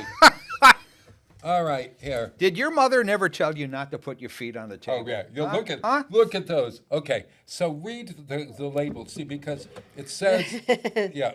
Is it the Cabela? label, the soul. Read my soul. It says Incas. Incas, okay. INKAAS. And this, every time you buy something on Incas, they plant a tree, apparently. Oh, I love that. Yeah, all right. Yeah, and they hire artisans from all over the world, and their designs are made. These were probably made in Peru, and they have using families to create this, and they're a bona fide good. It's not like a sweatshop or anything, and their designs are so great. They have designs for men and women, and there's a bunch of these designer shoe things, but I have a ton of these. My only problem with getting into these kinds of shoes is how do you get into I see it has a little loop on it here. I don't know if you can see. Oh, yeah. But there's a little. It's not. Where am I? Oh God. Well, your foot's on the microphone. Oh, there. So that's there. a bad See, idea. there's a little thing here. Oh dear. Okay. Yeah, I see. There's a loop. You stick that loop right there. Okay, and that helps me to pull on the damn shoe. Right. I don't know. I have some shoes on Incas that do not have that loop. How the hell do you get into the shoe? That's why God invented the shoehorn. That's what I was going to say. A shoehorn for a sneaker that has a high top A sneaker? shoehorn will still work. Mm-hmm. Okay, now the other question that I have, folks, I'm still learning as an adult. How do you unlace the laces all the way and push them aside, or does a sneaker get easier to get into the older it is? I think it stretches. Okay, so I've got to stretch. I've got all these shoes. Well, all these shoes. I'm not like a teenager with all these Nike shoes. You know how they get. Okay. Yeah, you know. How many shoes do you have? I have no idea. Oh. You have like, what do you mean? That sounds like he's got, how many shoes No, do you it's. have, Lise? I just don't pay attention. I might have like 6 or 7 pairs. No more than Six that. or, Well, I mean, I've heard that look you at can be yours. a you Oh can my be God, a I'm only handbag or a shoe person. I tend to be a shoe person. You're a shoe person. Okay. What am I? And I'm looking. Oh, yes. You want to show your shoes? You're welcome to. Okay. This Show is my a- shoes. Oh my Very stylish. Yep, Very Steve stylish. Madden. Those Okay. are lovely. What, Steve Madden? Yes, I've got actually 2 Steve Maddens. They're both animal There's- prints. Oh my God! Oh my God! It's great! It's great. See, we're the same person at heart. Yes. Only you're young and I'm old, right? At any rate, I listen- have been called many things in my life, by the way. Stylish has not ever been one of them. No, I'd like to give you a makeover. Some year, you and I are going to go shopping together. I can't afford to go shopping with you, Bob. I'm sorry. Oh, come on. Listen, I often shop at Salvio Armani. Exactly. Yeah. Oh, that guy, right. Yeah, it's what we call the Salvation Army. Oh, okay. Yeah, Salvio Armani. But why shop there when you can come to on, the tell Village me. Closet? Exactly. Come to Takes a Village. Where? And I could bring some of the stuff up there. Yes. Yeah. We have men's clothes. Just because it started because we have the high school, and so we, by nature, have all sizes. What about like suits and things like that? Because is So there we- much call for suits in the? We do get suits that can be used. Some suits can be used for proms. Yes. And otherwise, we have a good friend who volunteers for, I think it's Suit Up. Suits. Oh, yes, Suit I Up. know it well. And so we'll pass our other suits there. Yeah. Bob, we have those Kiwanis red jackets that we put all of our badges and stuff on. Yes. Well, I know it. I will never get one because I don't make enough meetings. I will never write your. We'll see about that. Yeah. But I don't know. Gina, of course, Gina has one. Yeah. As the past secretary, currently the secretary of the Kiwanis Foundation of New England. She just got back into that job. Oh my gosh, yes. Yes, but the jacket that we provide is anything but stylish. It's basically looks like you should be parking cars. That's true. Yeah, and yeah. we And walk. it's a color red that you really have to work to figure out what you're going to wear. Well, we walked into the Village Closet. This is a couple of years ago, Yeah. maybe even 3 years ago, and there, hanging on a mannequin. No, you're not. Was a beautiful woman's tailored, double-breasted red jacket from the Talbots, no less. This is Talbot. Yeah, it's yeah. big, yeah. And I said to Gina, "Why don't you try that on? Fit like a glove." And we asked, and he said, "Take it." So we transferred all of Gina's buttons and pins and everything. She's wearing it. She's not wearing that. authentic. She's not wearing an authentic. No. honest, And believe me, the other women with the red jackets look at that and say, "Where did you get that?" Oh my God, amazing. Okay, so let's see if we covered all bases. Is there anything that we haven't covered here, Lise? So I think I mentioned about the food program, and I just want to sort of put that out there again because sure. things have been very difficult for people. Yeah. We run a food rescue program, and so essentially what we do is we we get food from some rescue organizations. So leftover foods from, like, let's say, Whole Foods, Trader Joe's, Right. Atkins Farms, food that would normally just get thrown away. Yes, sure. And we reclaim it, and we Yeah. bring it to the Village Closet in Huntington. And the community members can come in pretty much any day except for Thursday and, take what they need.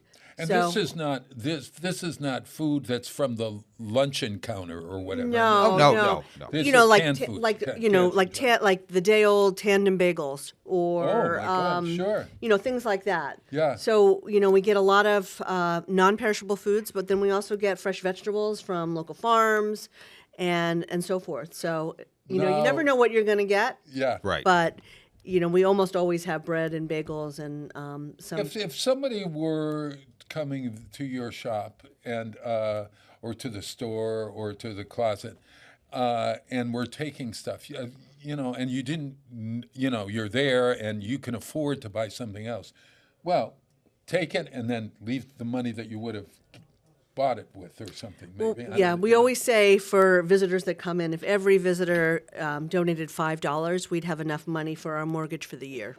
That's yes, true. Sure. That is true. Sure.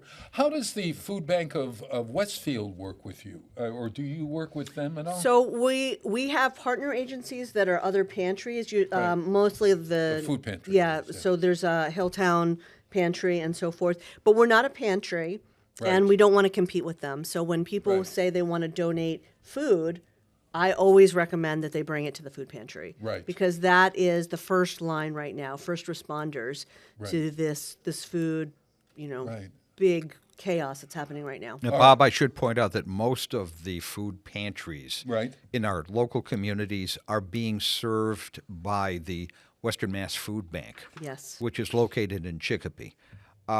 So when you make a donation, especially a cash donation to Western Mass Food Bank, that goes out into the network, and they can buy the food at a much lower cost than you or I could. Right, of course. And then that goes out to the local community food pantries. So everybody benefits from that. I see. What about in terms of, I am a person who is looking at somebody who's my neighbor, and I think they're struggling and they don't want to call.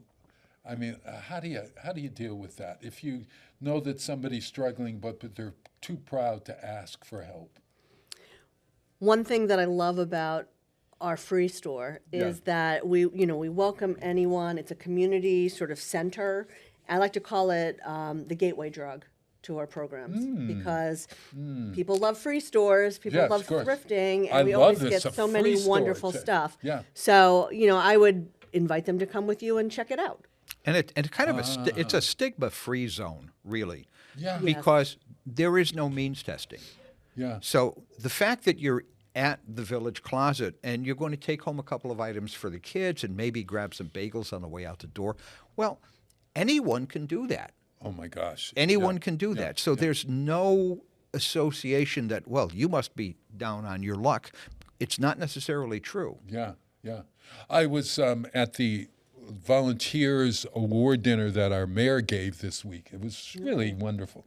And he named of the 5 volunteers of the year, and then, or 6, maybe 7, I don't know. But Danny Nason, our great friend. Danny, hi, Danny, you're probably listening. Was made because he gets the word out. Experience Westfield. And you should connect and post on Experience Westfield all the time. Danny will get the word out for you. But he won the Volunteer of the Year as the male volunteer, and the female volunteer was a wonderful woman who volunteers at I think the Salvation Army. She does. And she's a Kiwanian. Is there? What's her name? And my brain just turned off. Oh, okay. So She's a wonderful woman, and she does all of the Salvation Army Ring a Bell things at Christmas, as well as works on all of the stuff. But she was talking about the idea of that there is this giving of at the Salvation Army that you often, and I go in there often. I used to buy all the costumes before we could. Westfield on Weekends went from a $1,500 organization that we had to raise $1,500 to support us. And now our programming is like $80,000. So we have to raise $80,000 a year. Yeah. That's a lot of money, everyone, you know. And so we're all out there, whatever. But I used to buy costumes in there. I go looking for wedding dresses or whatever because they fit into, or tree skirts because we made Victorian outfits out of them and stuff. Nice. Yeah. No longer. We don't do that any longer. I'm more apt to go to Amazon and buy it and then just sort of. Well, I own my own Scrooge coat. Yeah.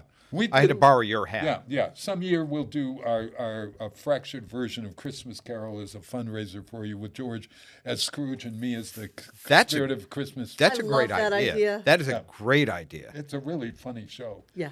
We should do it again before we're too old. You better get me soon. 2026, huh? Oh, George, let's start planning right now. Oh, God, we've got a Tiny Tim even now. We've got that tall guy, Mike Squindo. I saw Mike at yesterday. the Senior Center. But at any rate, let me just finish that. Congratulations, Danny, and congratulations, that wonderful woman. And I think her name is Jeannie somebody or whatever. But it'll as soon as I walk out the door. Well, we can look it up online during my next show, my next song. Well, let's do that. Okay. Why don't I do that? Oh, gosh. Westfield, I have a Wisconsin music director.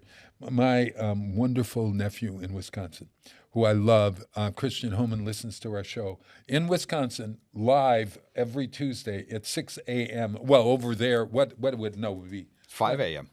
It would be 5 a.m. I think they're in Central, yeah. So he's listening at 5 a.m. How do you like that? Yeah. Well, he has to get up to milk the cow anyway. He must. I don't. Oh, stop. To cut the cheese. Oh, no, that's something else. Oh, my God. At any rate. So he sends me a song every a week, and and he looks to see and whatever. And last week I didn't get to play a song, but it's just it's a lovely love song. And one of the lyrics is, it's about a man who's trying to get his relationship right. And one of the lines is, I want to get it right.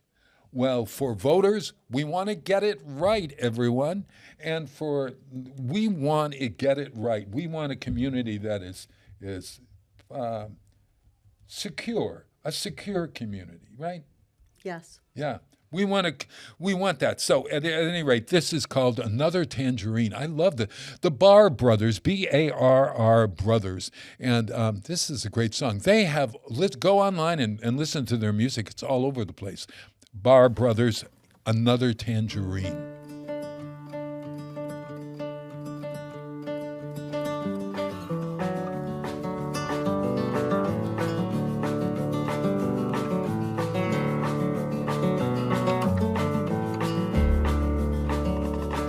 If you're tired, baby, I can drive. Let's make it a point of staying alive. Open up another tangerine. And the skin was dirty, but the fruit was clean. Wanna love you, wanna get it right. Holding you close on the edge of a knife. Wanna feel the way we did that night, when the moon was heavy and the world was alight.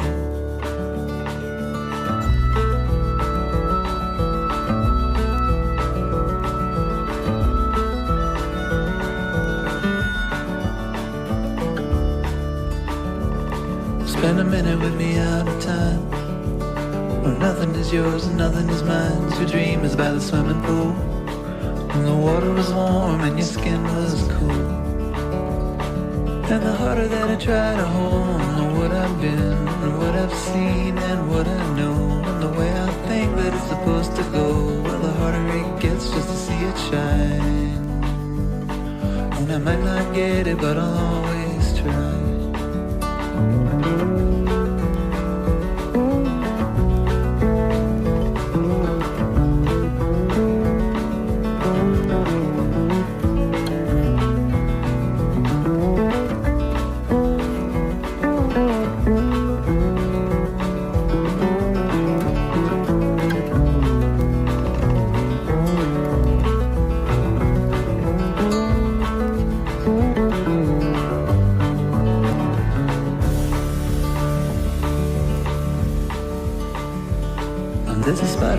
glass of wine. I'm holding my breath, he's taking his time. There's a diamond swimming in your eye. Well, I might not get it, but I'll always try. And the harder that I try to hold, and the what I've been, and what I've seen, and what I know, and the way I think that it's supposed to go, or the things that I can and can't control. Like getting sad, like getting old, like holding my hand up against the cold. Well, the harder it gets just to see it shine. And I might not get it, but I'll always try.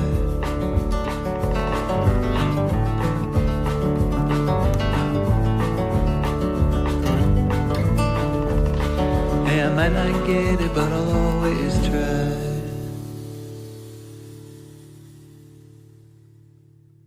Support for the community programming provided by Bay State Noble Hospital, a brand new name for a Westfield institution which is improving the health of our community every day with quality and compassion.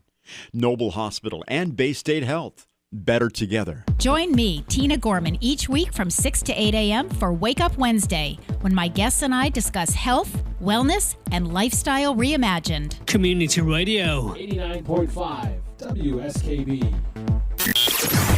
You're listening to 107.5 WSFD-LP, Westfield Community Radio in Westfield, Mass. 58. I'll be turning 58. Oh my God, we're exchanging ages, everyone. Yeah, send money. Yeah, we George and I we're sitting with a very young woman. Yeah.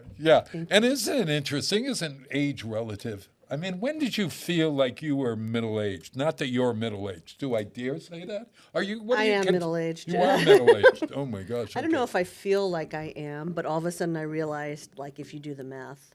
Well, I figured I'd be middle-aged if I'm going to live to be 150, but it seems unlikely. Yeah. What are the okay? So there are seniors, and then there's the elderly. I guess. I think there's. I think that's. Look, I've known people much younger than I am who I would describe as old, because it's here. It's here in your. Well, sometimes it's in your knees. But, it's also in your knees and in your back and in your not remembering who that person is. So, Lisa, if I do not remember Goading, Lisa Goading, L-I-S. No, you're right the first time. Lisa? L-I-S-A. Lisa. Lisa. Why am I calling you Lisa? I don't know, but it's very endearing. Oh. Like you've been close for years. Oh, my God help me. All right. So at any rate, but age is really, but there is that elderly and then ancient. Well, okay. Yeah. And I have now reached the elderly part of my life. Yeah. You're still in the senior. Well, no, you got 2 more years and then you'll become elderly. I think 80 is elderly. I don't know. What am I talking about? You're making up definitions. Lori Matthews is the Westfield Volunteer of the Year, the female Volunteer of the Year. She's a volunteer for. She works. She volunteers primarily for the Salvation Army, but she does a lot of other things in the community. She's been a member of the Kiwanis Club for at least a decade. I would say. Oh yeah. Very, very nice. Sweet lady. Wonderful, sweet lady. All right. Bob, we know what phase of life you're in. You're in this phase of life. What am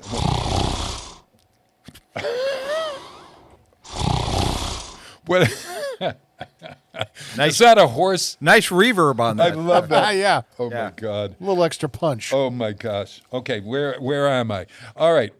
We've got, about 15 minutes here, right? You have about 15 minutes. About 15 minutes. Okay. Hey, so what I wanted to do with you is. Hey, can I throw a plug in quick? Oh, please. Oh my God, yes. I got to do my commercial also. We just now looked up Lori Matthews. Yeah.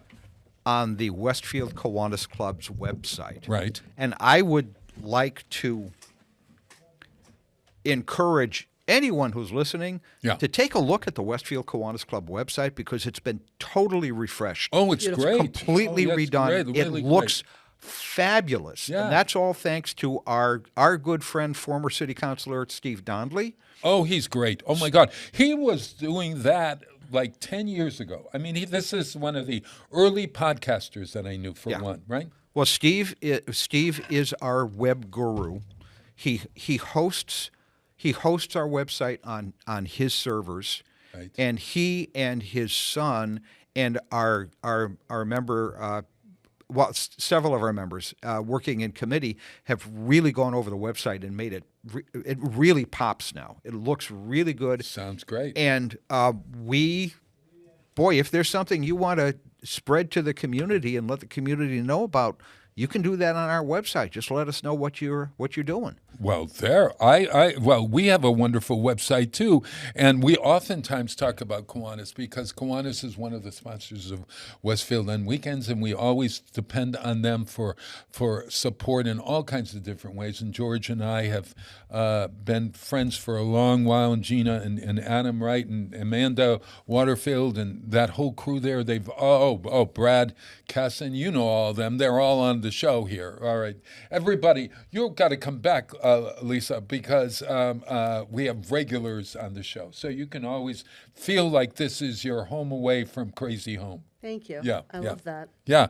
All right. So I wanted to tell you that at westfieldonweekends.com, you can see all of the wonderful things that are happening at Westfield on Weekends, including we have a new class that's being run by Doug James. I think he's from the Hilltowns, actually, and he is a photographer, an incredible photographer, and he's doing a class in cell phone digital photography. And if you ever wanted to use your phone to make beautiful pictures, this guy is your man, and he is really great.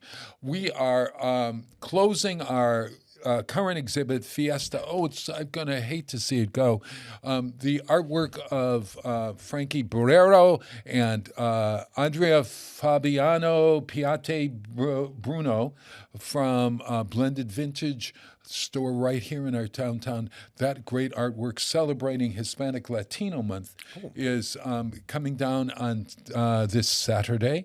Thank you to everyone that came in and supported us. We sold, maybe 5 or 6 paintings. So that's really great for the artist as well as we get a little kickback. And that's wonderful because we have so many things planned. December Fest is about ready to happen.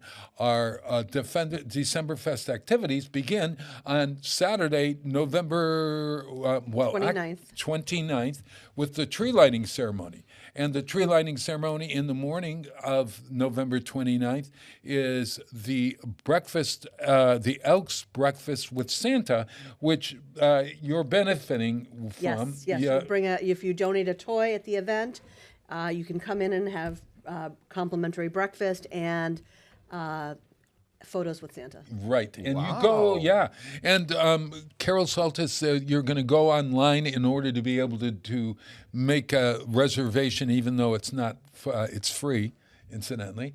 But that's going to be a great event. I'm going to be there. I was invited today. So I think I'll pull out one of my costumes and be there. You could be...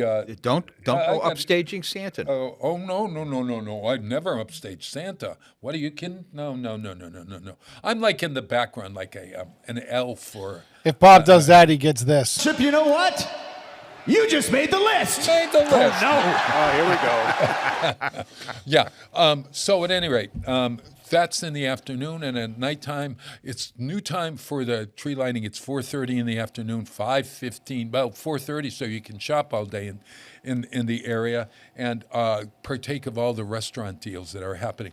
Incidentally, and we're starting earlier because we want people to go to the restaurants afterwards. That's right. And the Toy Story characters, the Grinch is going to be there, all the usual great happenings, and it's lots of fun. I'm working with the mayor's office, or we're working with the mayor's office on that as well. We are opening up all of our Christmas happenings. They really begin with November 18th. I think, what's the Saturday before? I got it. And Bob, that may also be it looks like it's going to be the debut of the new TV truck at the mayor's tree lighting. Oh my God, the tree, yeah. You guys are going to be there, so you get to see this great truck that these kids are going to be able to use here. That'll be nice. Yeah, it's a roving truck. Okay. Yeah, with So, everything inside. rolling studio. A rolling studio. Yeah, we can come up to the Hilltowns. That would be We'll lovely. come visit. You can do a remote. Bob, what from are you Take Village. volunteering me for? now? We're going to go up to It Takes a Village and see what they got. I'll buy you a new outfit. Oh, boy. Okay, so at any rate, we wanted you to know that our Tree Jubilee is happening, and our Tree Jubilee happens, it starts November, I think it's November, what's the let's see, the 29th to 22nd, the November 15th. Could that be it? Something like that. What day of the week does it start? It's a Saturday. Well, is that right? Yeah, 29th, yeah. 22nd. You know what? I have no Yeah, it'd be idea. the 15th, yeah. November 15th. And it's at Roots Athletic Center. Those trees are decorated to the hilt. They are filled with wonderful gifts. Lisa Sunderland Burns, our wonderful director of the Tree Jubilee, is starting and doing lots of work starting this week. But that starts on November 15th, so it gives you time to enter the raffle, and it's being drawn on December 3rd, so you can get your tree in time for Christmas. How do you like that? And those trees have, some of them, $1,000 worth of gifts and stuff. I mean, that's really, and the Kiwanis has a tree. You do a tree every year. we always do. Yeah. So at any rate, go to westfieldonweekends.com for all of the information. All righty, you kids. On this day, there were some things that happened. Okay. No peeking, Lisa. Okay, good. All right. Somebody discovered something on this day. And it is a beautiful island. And can you tell me what it, if I give you the date, you'll know. Is that so? Yes. It happened in 14-something. Oh, come on. Columbus? Really? Which island? Which island? It wasn't Fantasy Island, Bob? No. Oh, it was Fantasy Island. Yeah. The plane. No. Well, it wasn't Manhattan. We know. No. You know this island. Hispaniola. You're close. In the ballpark. Cuba? No. Nope.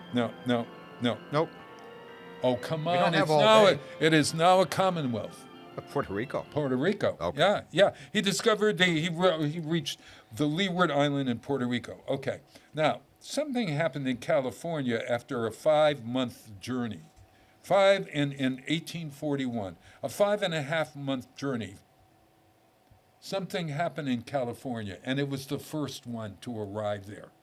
A wagon train. First wagon train in California after a 5.5-month, 1730-mile journey over the Sierra from Missouri, believe it or not. Okay. Somebody married somebody very important on this date. Oh, Bob, that's a little too broad. Okay. 1842. A very tall man married a very Lincoln small... married his... yes. Yeah? Yeah. The Lincolns got married on this date. Mary Todd Lincoln got Lincoln. married on this date. Yeah, believe it or not. Wow. Okay. She was a bit mad, wasn't she? That's an interesting story, and to this day there are some conflicting reports as to the state of Mrs. Lincoln's sanity. She was a Mad Hatter. Anxious. Yeah. And there's a Broadway show you got to see. It's called Oh Mary that Cole Escola wrote. That is has Mary wanting to be a cabaret singer or something. What? It's a really Why not? strange. It's very funny. It's really funny. At any rate, it's called Oh Mary. And I think Jane Krakowski is playing Oh Mary right now. At any rate, okay. What year was the first nationally observed uniform election day in the United States? What year? Oh, what year? What year? Wow. It's the first Monday in November. It's the Tuesday after the first Monday in November. What year? Early 1800s, maybe? You got to be, give me a date, and the one who gets closest will win the trip to Ludlow. 1820? 1820. What do you think, George? I think it was later. I'd say let's say 1856. 1856. Lisa? I don't know, 1810? Oh, okay. Oh, guess who won? Peter won. 1845. 45. I was the closest without going over? Yes. Yeah. So like The Price is Right. Yeah. Now, in 1922, Howard Carter discovered something. I should know this. Okay, yes, you know it if you've seen a movie that Brendan Fraser Bob? starred in. What? Yeah. Oh, come on. And there were gold items. Oh, Howard Carter found Tutankhamun's tomb. Yes, that's right. Yeah. Yeah, in 1922. It was a hole in the ground or something in Egypt, right? Something like that. Something yeah. like that. Okay, all right. And then there was all that curse thing. I was gonna say, he passed away, didn't he? Yeah, yeah. Yeah, oh, yeah, he did. Yeah, of an infection. Oh, he did? Yes. Oh, was it something that he found when he got down I- Potentially. It's all mysterious. All the Maybe, maybe not. But remember the time period we're talking about. Infection was not as well understood as it is today. Oh, yes. Curse of the Mummy. Right. A cut could kill you back then. A cat could Yeah. kill you. Actually, in 1847, there was a Scottish physician who discovered the anesthetic. Anesthetic. Thank you. You're welcome. What did I say? You said aesthetic, but is that a word? aesthetic is a perfectly legitimate word. Oh, but it's yeah. But not, it wouldn't be fitting for what you're trying to use it for. Anesthetic properties of what anesthetic? It's an anesthesia that was discovered and it helped because then you didn't have to have your leg sawed off without help. So, ether? No. Something close. Something close. nitrous oxide. Close. No It idea. is green. Mold? My old socks? Yeah, really? No. Marijuana? Chloroform. Chloroform. Now, what exactly, Peter? What is You're thinking of chlorophyll. That's yeah, green. he is. It's not. It's not green. Oh, it's not green. No. But what is chloroform? Where does that come It's a from? gas. Is it? Yeah, it's a chemical It's a liquid compound, too, but though, I'm isn't not it? sure how Because- we. Is it what? Isn't it a liquid too? Because you can put it on Yes. like a fabric and. Yeah. And so that was very important because then you could could do really operations and stuff. Right. Without biting a bullet. Right. Okay. Something. Oh, Peter. Oh boy. Okay. In 1952, the NSA was established by the U.S. government. The NSA. National Security Agency. Okay. Yep. Yeah. And what is I that? have a nephew that actually works for them now. Oh, really? Oh, okay. What George, do you know? Those are the spooks. Yeah, it's the technology spooks.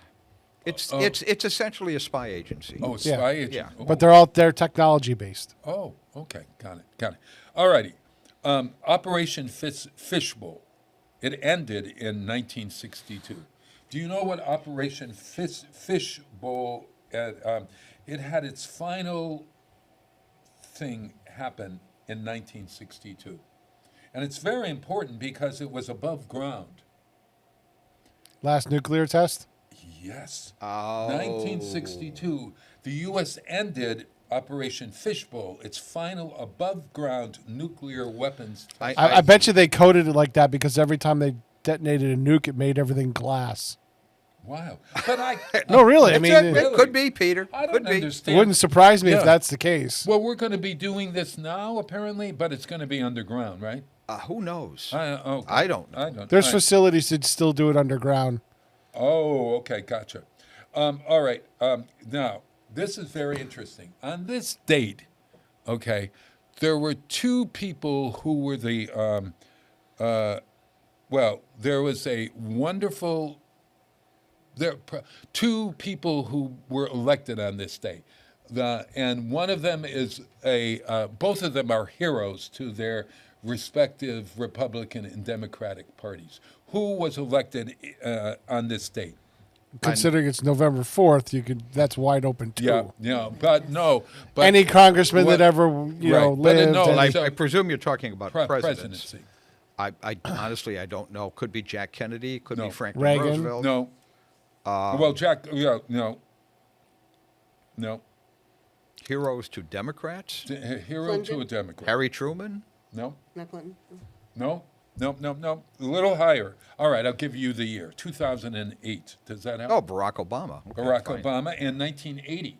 1980 would Ronald have been Reagan. Ronald Reagan. Ronald Reagan. Yeah. So Ronald Reagan and Barack Obama were elected on the very same day. How Well, do you like there aren't that many November days to choose from in that range, It's No. First Tuesday after the first Monday. That's right. Now, this is another interesting thing, that on this day, James Jacob Ritty put in his patent for this. Do you have any idea who James... he opened his saloon in Dayton, Ohio in 1871, and he was purveying pure whiskeys, fine wines, and cigars. It was his belief that some of his employees were taking customers' money that was meant to pay for food. So the cash register. He invented the cash register. Nicely done, Pete. Oh, gosh. I don't know. And he was As soon as you said employees swiping, it yep. made perfect sense to me. Get this. In 1878, while on a steamboat trip to Europe, Ritty became intrigued by a mechanism that counted how many times the ship's propeller went around and wondered whether something such as this could be made to record the cash register or the transaction in his saloon.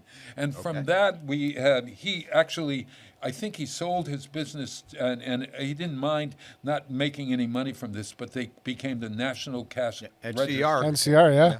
Yeah, believe it or not. They had all kinds of adding machines and things like that. Yeah. They became a huge company. All right, so these are birthdays today. I'll give you my impression. And that's the way it is. Walter Cronkite was born in 1916. Yeah, Walter Cronkite. I swam with Walter Cronkite in these guys have heard this story, with he and his family. I used to be a policeman on the beach in Wellfleet. We watched cars come in and out of the parking lot. And at the end of the day, I would go and I would swim in a lake. And I was always alone in Long Pond at this time. And I was alone this one day swimming around, and there Walter Cronkite came with his family. And it was Walter Cronkite and his very hairy body. He was very hairy, George. He was very hairy. I didn't actually need to know that. But I don't know. Okay. Yeah. At any rate. So many Sasquatch sightings might have been Cronkite walking around. And that's the way it is. In the woods. Yes, yeah, that's the way my body is. At any rate. Oh, boy. So I thought to myself, geez, this could be, if I pretend to drown and he saves me, I could make the evening news. At any rate. I didn't even talk to them. I just watched them swim. I don't know whether he did the backstroke or the breaststroke, but he was kind to his family. It was it's got to be in the 70s. So he was, he was like 50 or 60 years old then. When he was swimming. He retired from CBS News, I want to say, in 1981 was his last newscast. 1981? Yeah. And then didn't he remain on 60 Minutes after that? He remained on CBS doing a lot of special reports for at least another 10 years. Yeah. Okay. All righty. So you're probably, I don't know when you were doing this beach thing, but it sounds to me like probably 70-something. Yeah, it was in the 70s. Yeah. That was, doing this beach thing. I was a policeman in Wellfleet. Okay. Well, no, was a beach policeman. You know, there's So an you're- awful lot. Yeah. So you're not that intimidating. No, not at all. He was a special. Special. Guess who was born today, and he's in a lot of trouble today. And he was born in 1969, but he's in a lot of trouble. 69. Yeah. 1969, and he is a producer. He's an actor. He's changed his name. So far, you haven't narrowed He's it down that much. changed his name several times. Changed No his idea. name. There was a dragon that was named after him, or the dragon came first. There was a very famous dragon. Puff Daddy. Puff Daddy. Oh, Puff Daddy. Sean Combs. Sean Combs. Yes. And okay. All right, Bob, wrap it up. You're going That's over on the time. birthday list. That's Yeah. that's a who cares. Just for Well, the to record, the yeah. younger folk. Oh yeah. I guess. Yeah. Hey, everybody, today is a National Split Pea Soup Day. Nothing better than split pea soup, right? Is that a national holiday in Yeah. Canada? It should I would be. think so. It Yeah. should be. Get out those old ham bones, everybody. Hey, Lisa, get over here and tell us how we get in touch with you and that wonderful organization. It Takes a Village, and then we're going to get out of here, and I'll play a song. All right. Well, our website is hilltownvillage.org, or you can just Google It Takes a Village in the Hilltowns. You can Google It Takes a Village in the Hilltowns. All righty. Hey, I love this song. I always play it on Election Day, only because it takes me back to my youth and Bob Dylan. And I was going to play Timothy Chalamet as Bob Dylan singing the song. And then I thought, nah. What we're changing? What we're changing according to Bob Dylan back then? Times. The times they were a-changing. Here's this. Lisa, congratulations on all your good work, and thank you for doing it. Thanks for having me. Yeah, and we'll see you at all of the big events that are connected with It Takes a Village, right? And George, we'll see you sometime. Yes, sir. Bye. And admit that the waters around you have grown, and accept it that soon you'll be drenched to the bone. If your time to you is worth saving, then you better start swimming or you'll sink like a stone. For the times they are a-changing.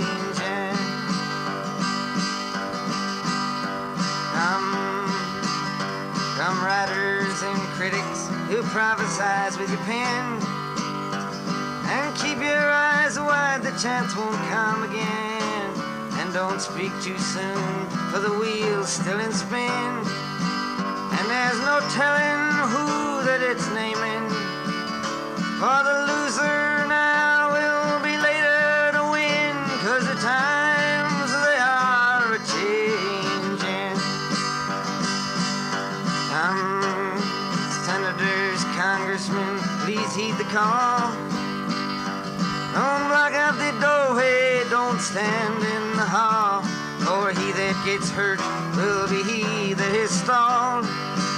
'Cause the battle outside raging will soon shake your windows and rattle your walls, for the times they are a-changing.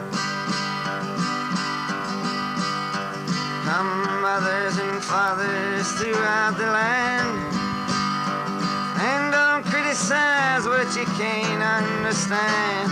Your sons and your daughters are beyond your command. Your old road is rapidly fading.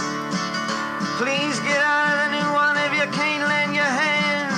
For the times they are a-changing. The line is down and the curse it is cast. The slowest one now will later be fast, as the present now